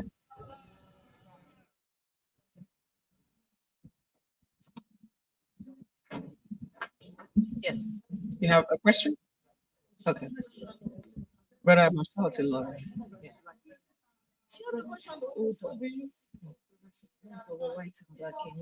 Okay. Uh, our local, our local is our own way. Let me go ahead to do your turn. Yeah, Jazakumullah khairan to all of you. Mashallah, it was. I would have hated myself the most if I didn't make it here today. So, but Alhamdulillah, I came late, so I have so many other things to do. But yeah, at some point, I didn't want to come. I was like, oh, okay, let me just come and bring my laptop with me. But I've not been able to even do anything on the laptop because I have to pay attention to this. So may Allah reward you all abundantly. I mean, and all of us too, and those that did not come. So, first, we want to extend our invitation to you to attend Family Alaka, where we can have a larger gathering, inshallah. So, the story is very inspiring, and we have a segment that we call Iriri Aye. So, if you feel, I mean, you are comfortable to share this with us, so we will appreciate if you could share to the larger audience, inshallah. So that is my special request. So number two is how are you dealing with your parents now? So Alhamdulillah, you have Islamic knowledge, and so I want to ask how you are dealing with them right now. So that is a question for you. Now to our first lady. So we don't want to be narrow-minded. So I would like to know whether you are an immigrant from the South Sudan. So why you left Nigeria and you went to South Sudan to build something, to build castle and some other stuff. So Jazakumullah khairan. Yeah.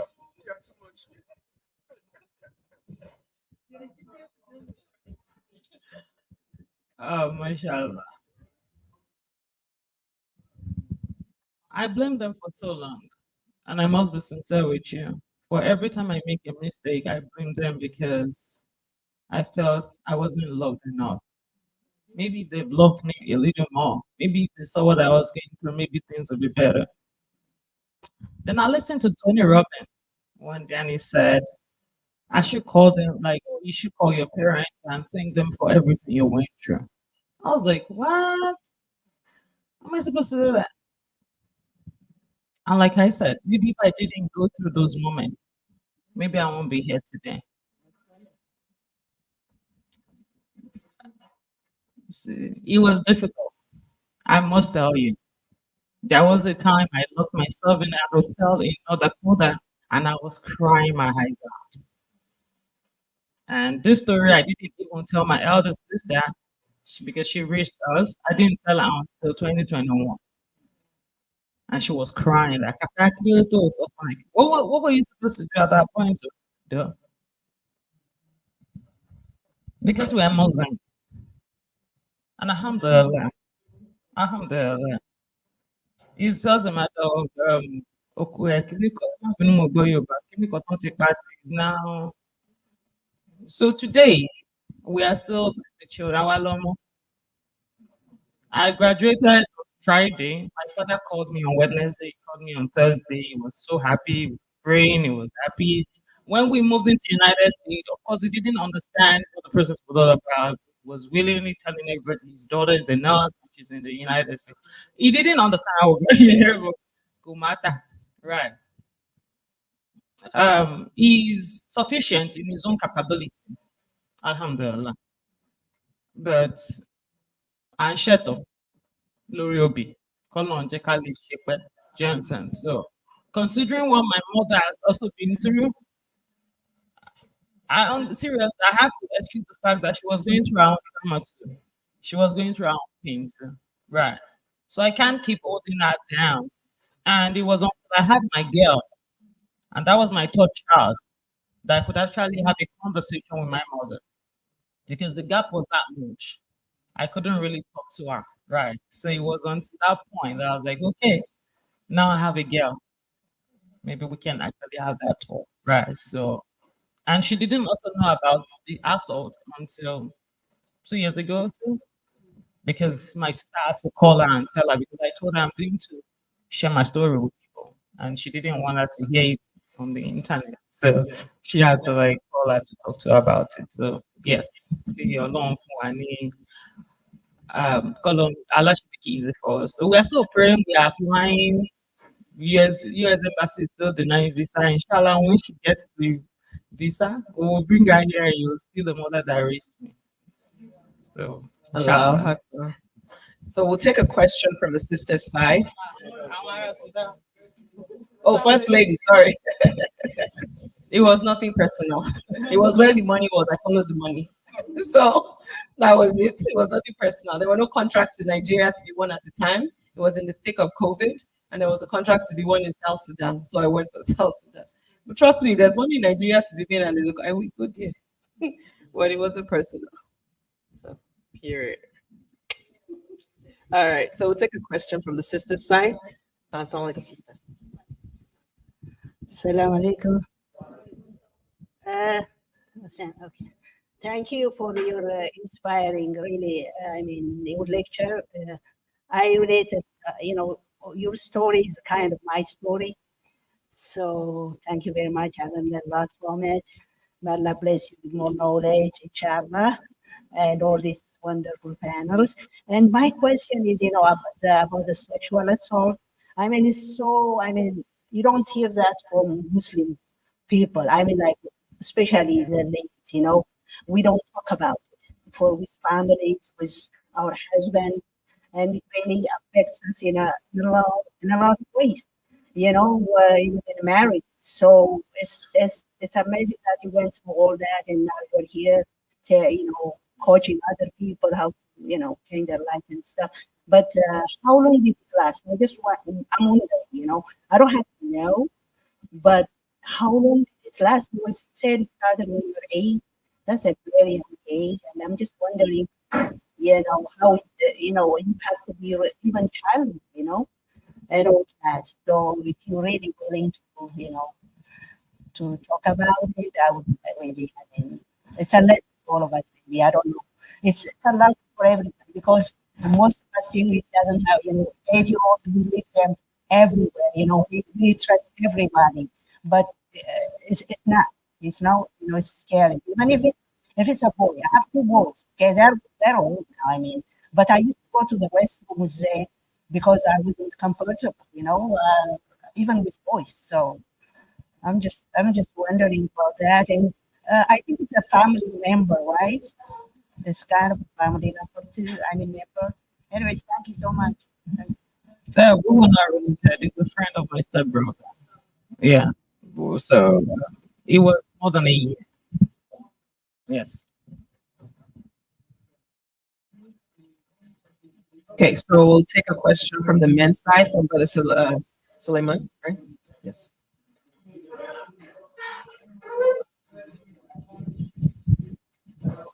While it presentation actually was very, very detailed and very, very comprehensive, very, very understanding. In fact, I was asking, there's a video of that because that's if I want to share it with my daughters and so that they can learn something.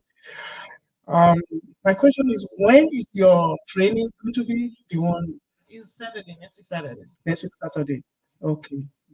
The time and everything. Yeah, it's 1 p.m. But there will definitely be replays. Okay.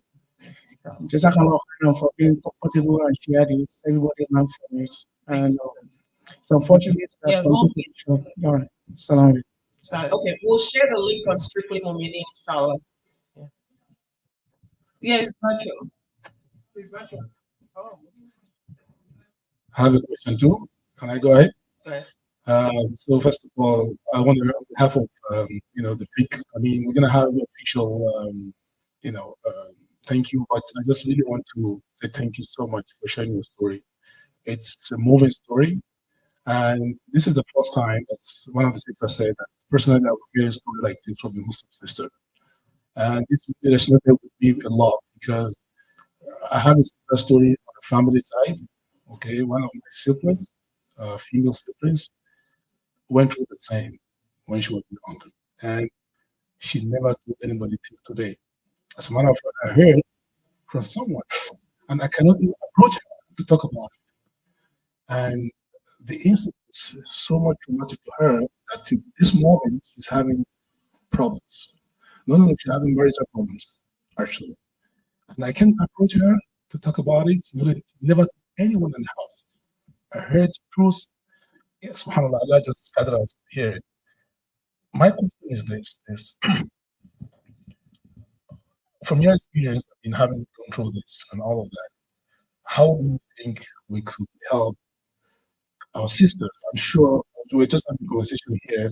Many stories are peculiar. I'm sure a lot of our sisters have similar experience, and people even have not shared this at this moment. How do we, help people to come out of that stereotype? Alhamdulillah, you're here, your husband is here, and you're able to say, you want to use the word rape. SubhanAllah, that's really what, how what can we do to help, the sisters feel comfortable to be able to share their stories and get help? You don't, it's a very comprehensive question. You don't have to answer it, but it's something to think about, or we can, even the community at large, the management of the community, the administration can help in this regard from our sisters that are victims of this. Assalamu alaikum. Healing from whatever trauma you've been through is a personal decision, and we all need a safe space. Alhamdulillah, my husband is my safe space, and that's why you said I was able to say that. It's been over a decade. It's not fun, and I'm not lying. It's not fun. It's not easy, right? Well, it's not easy. Sharing, we had to have a discussion when I said I was willing to share to the world. Like I can't keep hiding away, right? We all need safe space. You need to be able to know that until you are willing to say it out, the person you said it to will not leak it out. He didn't say it to my siblings despite the fact that I told him before them. And that was even before we got married. Because I felt I had to do that at that point. So your sister she needs a safe space. So that's something we have to create. Like whatever you say to me, whatever you say in here, it's not leaking out. And that's something that's very important. So if she doesn't feel safe enough to share, it's not going to come out. So that's something we can work on. And once we can establish that, it's not all about saying, oh, this is a safe space, don't worry, we're not going to say nothing. that person has to feel comfortable and feel safe enough to share. It's just like people going to for hey and all of this good stuff, right? They won't share until they feel that connection and that safety, right? So if that's something, you can start inviting her to programs, and if there's a safe space, she can talk. She wants to talk to me, definitely. She's open to welcome to talk to me. I've said as I can be and I'm manner, but that's something we have to create, right? We have to like keep showing up and knowing that whatever I share with you is not going to come out because we are very paranoid.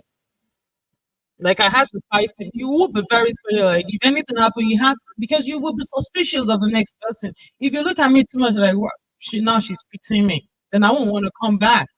Right now they're looking at me like I'm not competent. Because and that's it. I need to be able to look at you and see that what I see is not pity, it is acceptance. It's knowing that you know my story, but you're not judging me. Exactly. So that's it. So she has to feel that, and it's not something we can do for her, unfortunately. So Sorry. Can I just add to that, sister? So I was sitting on a table of 10 women with 10 women. I mean, I've shared this with a couple of you. And to tell you how serious this issue is, 8 out of those 10 women on that table were all molested. This is everyday normal women going to hang out, girls hang out. It wasn't a selected, you didn't select people that were molested. This was 8 happy-go-lucky women just wanted to hang out as girls. 8 out of 10 of those women were molested. So we say we want to create a safe space. We say we want to, you know, um, make women share. There is a consequence to sharing. My sister is very bold here. People will look at you different, like she said, and then your own mentality is going to be like, yeah, are they pitying me or what are they, how are they looking at me? So as much as you want women to share and feel safe, also the community is not, we're not really ready to give them that safe space because um even if she does something or something doesn't work out for her in future, oh, she's loose. What's it loose? What's it bajala to take care of? So we're asking women to do something, but you need to also understand that there's a consequence to her sharing. And have we created the environment for her to feel comfortable enough to where it's not going to be used against her in future? So we should be careful for what we're asking for. If she's not ready, let her be. She will eventually figure out one day who to share it with, and if she's comfortable with it. But I also have a question for her. There was something you said that about, and I know it's not been easy, the questions you've been getting, so thank you for being so bold and strong about it. So there was something you said about being able to quiet your mind. And then everybody's talking about mindset. I even said mindset, because I know the power of the mindset. It's worked for me. If your mind is right, you can go after anything. If Allah is on your side and Allah says this is for you. But how do you quiet your mind? Because you are always seeking validation in people. Like you said, let me go ask my husband. Let me ask this person. But the truth is, it's not your husband that will do it for you. Or it's not that person you're asking that will do it for you. It is you. Until you are able to quiet your mind and know that this is your goal, you're not going to be able to do it. How do you quiet your mind as a mother, as a wife, with all these things going on? And there are different times you need to be able to learn how to quiet your mind and do it because you need it to move forward. How do you quiet your mind? Thank you. it's a conscious effort and it's tough. Like I can be in here and not hear anybody saying. Like I don't want to hear it. Right. But like I said, it's a process. You have to start with you time, like me time. And it's not a long time. 5 minutes. I tell people just do 5 minutes. You're not with your phone, you're not with anything, it's just you. At that place you feel comfortable and you're not going to be interrupted. You can set alarm outside so that once the alarm sounds, you stand up and you go. Know that when you start, so many things will be on your mind. They will come and go. That's okay. Don't try to push it away. Don't try to push them away.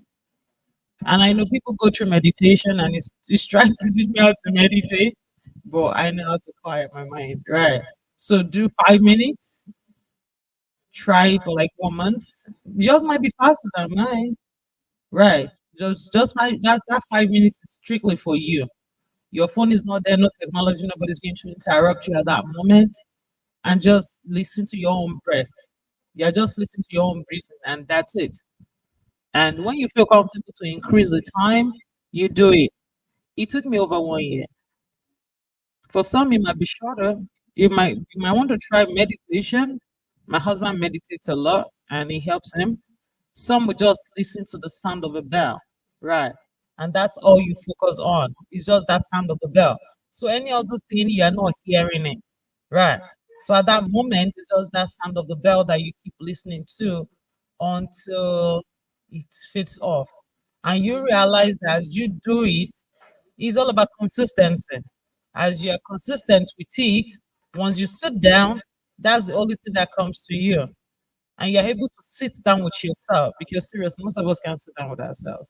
So you're able to sit down with yourself and you're able to walk through that process. I hope it helps because it's a process. Yeah, it is a process, and it's key for you to be able to make up your mind and move forward to the next thing you want to do. So may Allah make it easy for all of us. Amen. So our Imam has something to say. Yeah, we'll round it up with the husband, inshallah. No, we'll round it up with the husband after Imam is done speaking. Allah khairan. May Allah reward you for this beautiful lecture. I've been here since the beginning to the end. And I've been looking around. Where are my people? Where are these people? Even before Brother Sharafuddin mentioned that we try to bring you back. I've been telling my brother sitting down beside me here that we have to bring this sister back to the community because the member of the communities, they need something like this. We need it. We need to progress in our life. We need to think how to change our life. We need to aim and dream high. I want you to know that I was taking note of all what you are saying because the time will come when they will invite me too to come and give a lecture on things like this. And I will add some of your points to my points. I just want to say, Jazakallah khairan. May Allah make it easy for you. Continue to answer your prayers and your family's prayers. I just want to call our attention to a teachings of Prophet Muhammad sallallahu alaihi wasallam that can save us from our girls being molested. Prophet Muhammad, in the teachings of Islam, even the siblings, they are not supposed to be sleeping together in the same room. You know that? Siblings. Prophet Muhammad said, teach your children how to pray when they're 7 years old. And whoop them on it when they're 10 years old and didn't pray. And he said,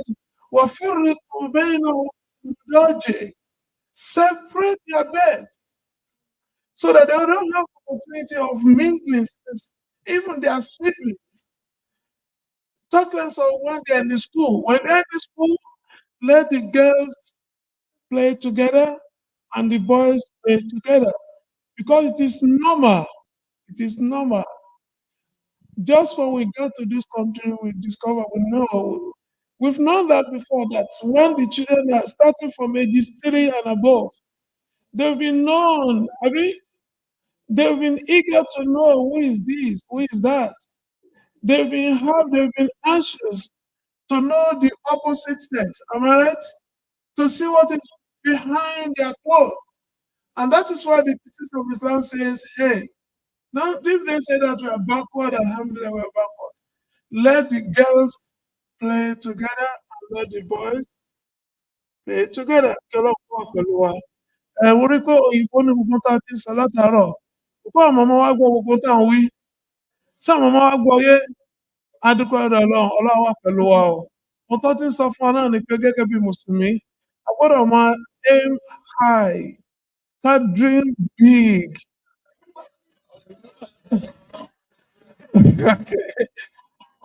Sorry. Gẹ́gẹ́ bí community wa gangan fúnra ẹ̀, a náà máa ronú láti ṣe nǹkan tó pọ̀, tó tóbi. Àwọn èèyàn wá láti wá wò wá níbí tí wọ́n wò yí pé Àwọn kan wá kírun fájìrì pẹ̀lú alẹ́ ní. Ahmed lórúkọ ẹ̀kọ́ ọkọ̀ fi ṣe dáadáa fún. Chicago ló ti wá. Ìfẹ́ ọmọ kékeré ni gbogbo bó ṣe ṣe ṣé wọ́n ìsìn tó bá sínkù kẹ́tẹ̀tẹ̀ jẹ́ ọgbà. Lẹ́nu ìgbà tó sọ̀rọ̀ lọ títí máa rí kó ti máa rí àmọ́ ní ókè. Ọlọ́run ti ń gbọ́ ní Chicago ló ti wá. Ọlọ́run ti ń gbọ́ nípa ọmọ mi ti pẹ́. Ó ní tó àtọ́kọ́ tí wọ́n wá láti pé kò ń partake nínú wedding tá a ṣe lánàá kí wọ́n kó fà bàtà sí. Ọlọ́run wá ní sọ fún wa pé mo fi ní ìyá o gbọ́dọ̀ kírun àsùbá lé. Alhamdulillah nígbà tó kírun lénìí a máa tó close to 3 lines. Ó ló wá impressed láti wá community. Ó ní bóyá ó lóun máa sọ fún ìyàwó gbà pé bóyá àwọn kan náà máa mú ìfà sí ìsìn. Wọ́n ní pé ìyàwó àkàn. Ladies, ẹ jẹ́ ká tún máa ronú láti máa tún tóbi jù báyìí lọ. Báwa ṣe ń ro yẹn fún community, káwọn individuals náà máa rò ó. Ẹ̀dẹ̀jọ́ tó bá ti nínú program báyìí, ẹ jẹ́ ká máa fi àwọn ọmọ wa síta. Ẹ jẹ́ ká máa jẹ́ kí wọ́n wá láti kọ́. Ọ̀pọ̀lọpọ̀ ọmọ tó ti rò tẹ́lẹ̀ pé tí wọ́n bá ti ṣe kíní kan history kíní kan ó ti tó mi. No, wọ́n láti máa ronú bí wọ́n ṣe ga sí i. Ó ní pé ọmọ ìlú yìí lọ́pọ̀lọpọ̀ àìsàn wá ní pé ẹni ronú ní fẹ́ lọ kọ́lẹ́jì jàre. Alhamdulillah àti ìlú ẹ̀ tó pọ̀ láàrin àwọn ọmọ wa. Kó ní pé lọ kọ́lẹ́jì wọ́n ti ń ṣiṣẹ́ Walmart tó mi. Ó pé táwọn èèyàn lọ sí ọ̀rọ̀ ọ̀pàdé jíjọ́kùn assalamu alaikum. Alaikum salam. Comment ni so kò dé kíní. Ká tó fún ọkọ ìyàwó ní mic mo fẹ́ fi tó power wọn. Yeah, Jazakallah khairan. I just noticed something in Aisha that your solidarity with the people of Palestine. Mashallah. Mashallah. I noticed that. Please, I have a special request for you. The time is not on our side. All these that you gave to us, as if Allah will kill all those dogs. So please work with our youth coordinator and carry all your years along. Please, I mean, you carry all others along. Jazakallah khairan. We used to see Iron Lady, but now we're having Iron Man. So you are the only man in the beginning. So please prepare to share with us. This is why you move from St. Louis to Houston, inshallah. So may Allah reward you about that. Assalamu alaikum wa rahmatullahi wa barakatuh. Where do I start from? Before Brother Sham mentioned that the mic should be given to me, I've told my brother here that I would like to take a comment. Because I know some of us here will be thinking, some of you will be looking at me. You might not look at me, you might like, how did he do it? Or how is it? Go easy. So, Alhamdulillah for everything.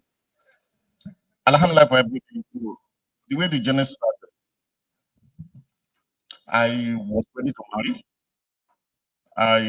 Alhamdulillah, God made it easy for me. Then I was very close to my creator. In fact, very close. Even me, I knew.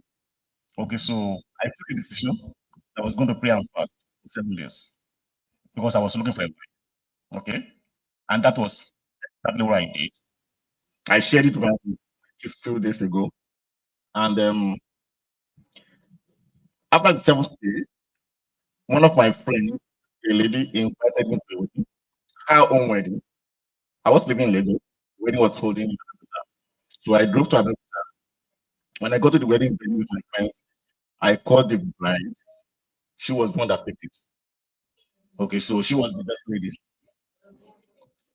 I didn't know her. I've never met her before. So we spoke on the phone. She gave me the location. There were like 3 or 4 parties on that day. So she gave me the location. So everything went. I think it was the evening of the wedding. I just had a dream. Very clear dream. I saw her. I just met her this evening. We didn't have much engagement. There was no much conversation, stuff like that. So, and I saw her. And I asked my dream that, oh Allah, excuse me, can you stop it now? What is this now? Don't you mind? Okay, so I saw her in my dream, and I asked Allah in my dream that, is she my wife? And I woke up. I was like, oh. So now called the bride. That babe, how far now? Huh? I didn't even know that she was behind my house, as in almost along the same street. Then in K2, I never knew. I didn't know. So, and I called. Look, I think I got your number that day. So I called her that I would like to come see her when I was coming from work. I work in the Koyi, so I got to her house. And the first question I asked her, because I just saw her, this morning in my dream. And the first question I asked is, would you be my wife? Wallahi, wallahi, wallahi, wallahi. And yes, yes. And she responded that, show me love and I will love you. I said, is that what you want? Forget it. And we got married within 6 months of our courtship. We would have done it within 3 months. It was her dad that was insisting that no. But of course, I was convinced with what I saw and what led to that dream. And that is the thing that kept me to this time. All of those things she shared, it didn't even move me because I knew there was a reason for our connection. It wasn't my decision, it wasn't me. Do you understand? I used to be a fine boy. Now I'm no more.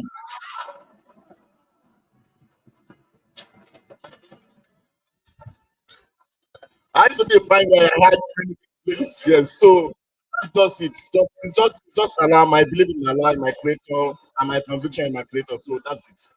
Thank you. Salaam alaikum. So, inshallah, we'll be running out because of Salah now. Inshallah, we want to appreciate all our panelists, our speaker and panelists.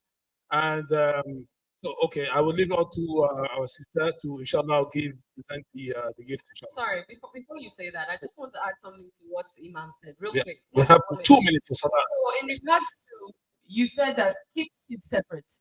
But one other thing is empower your children with knowledge. Children are no longer the children you used to know before.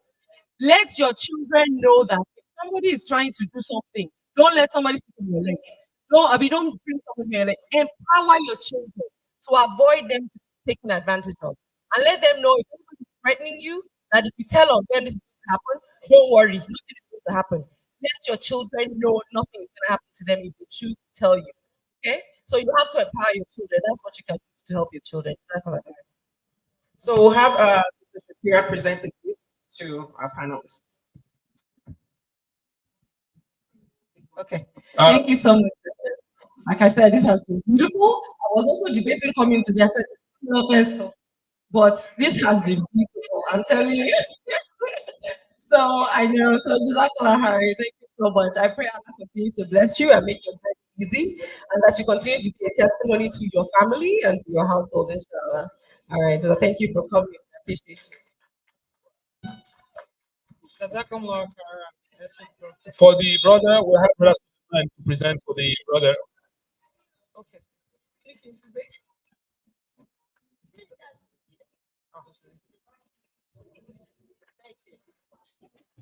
So does that come up?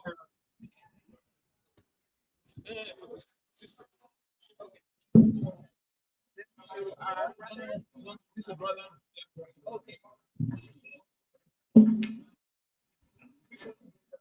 Yes, thank you very much. Thank you very much for coming. It is very true. I'm gonna get my book.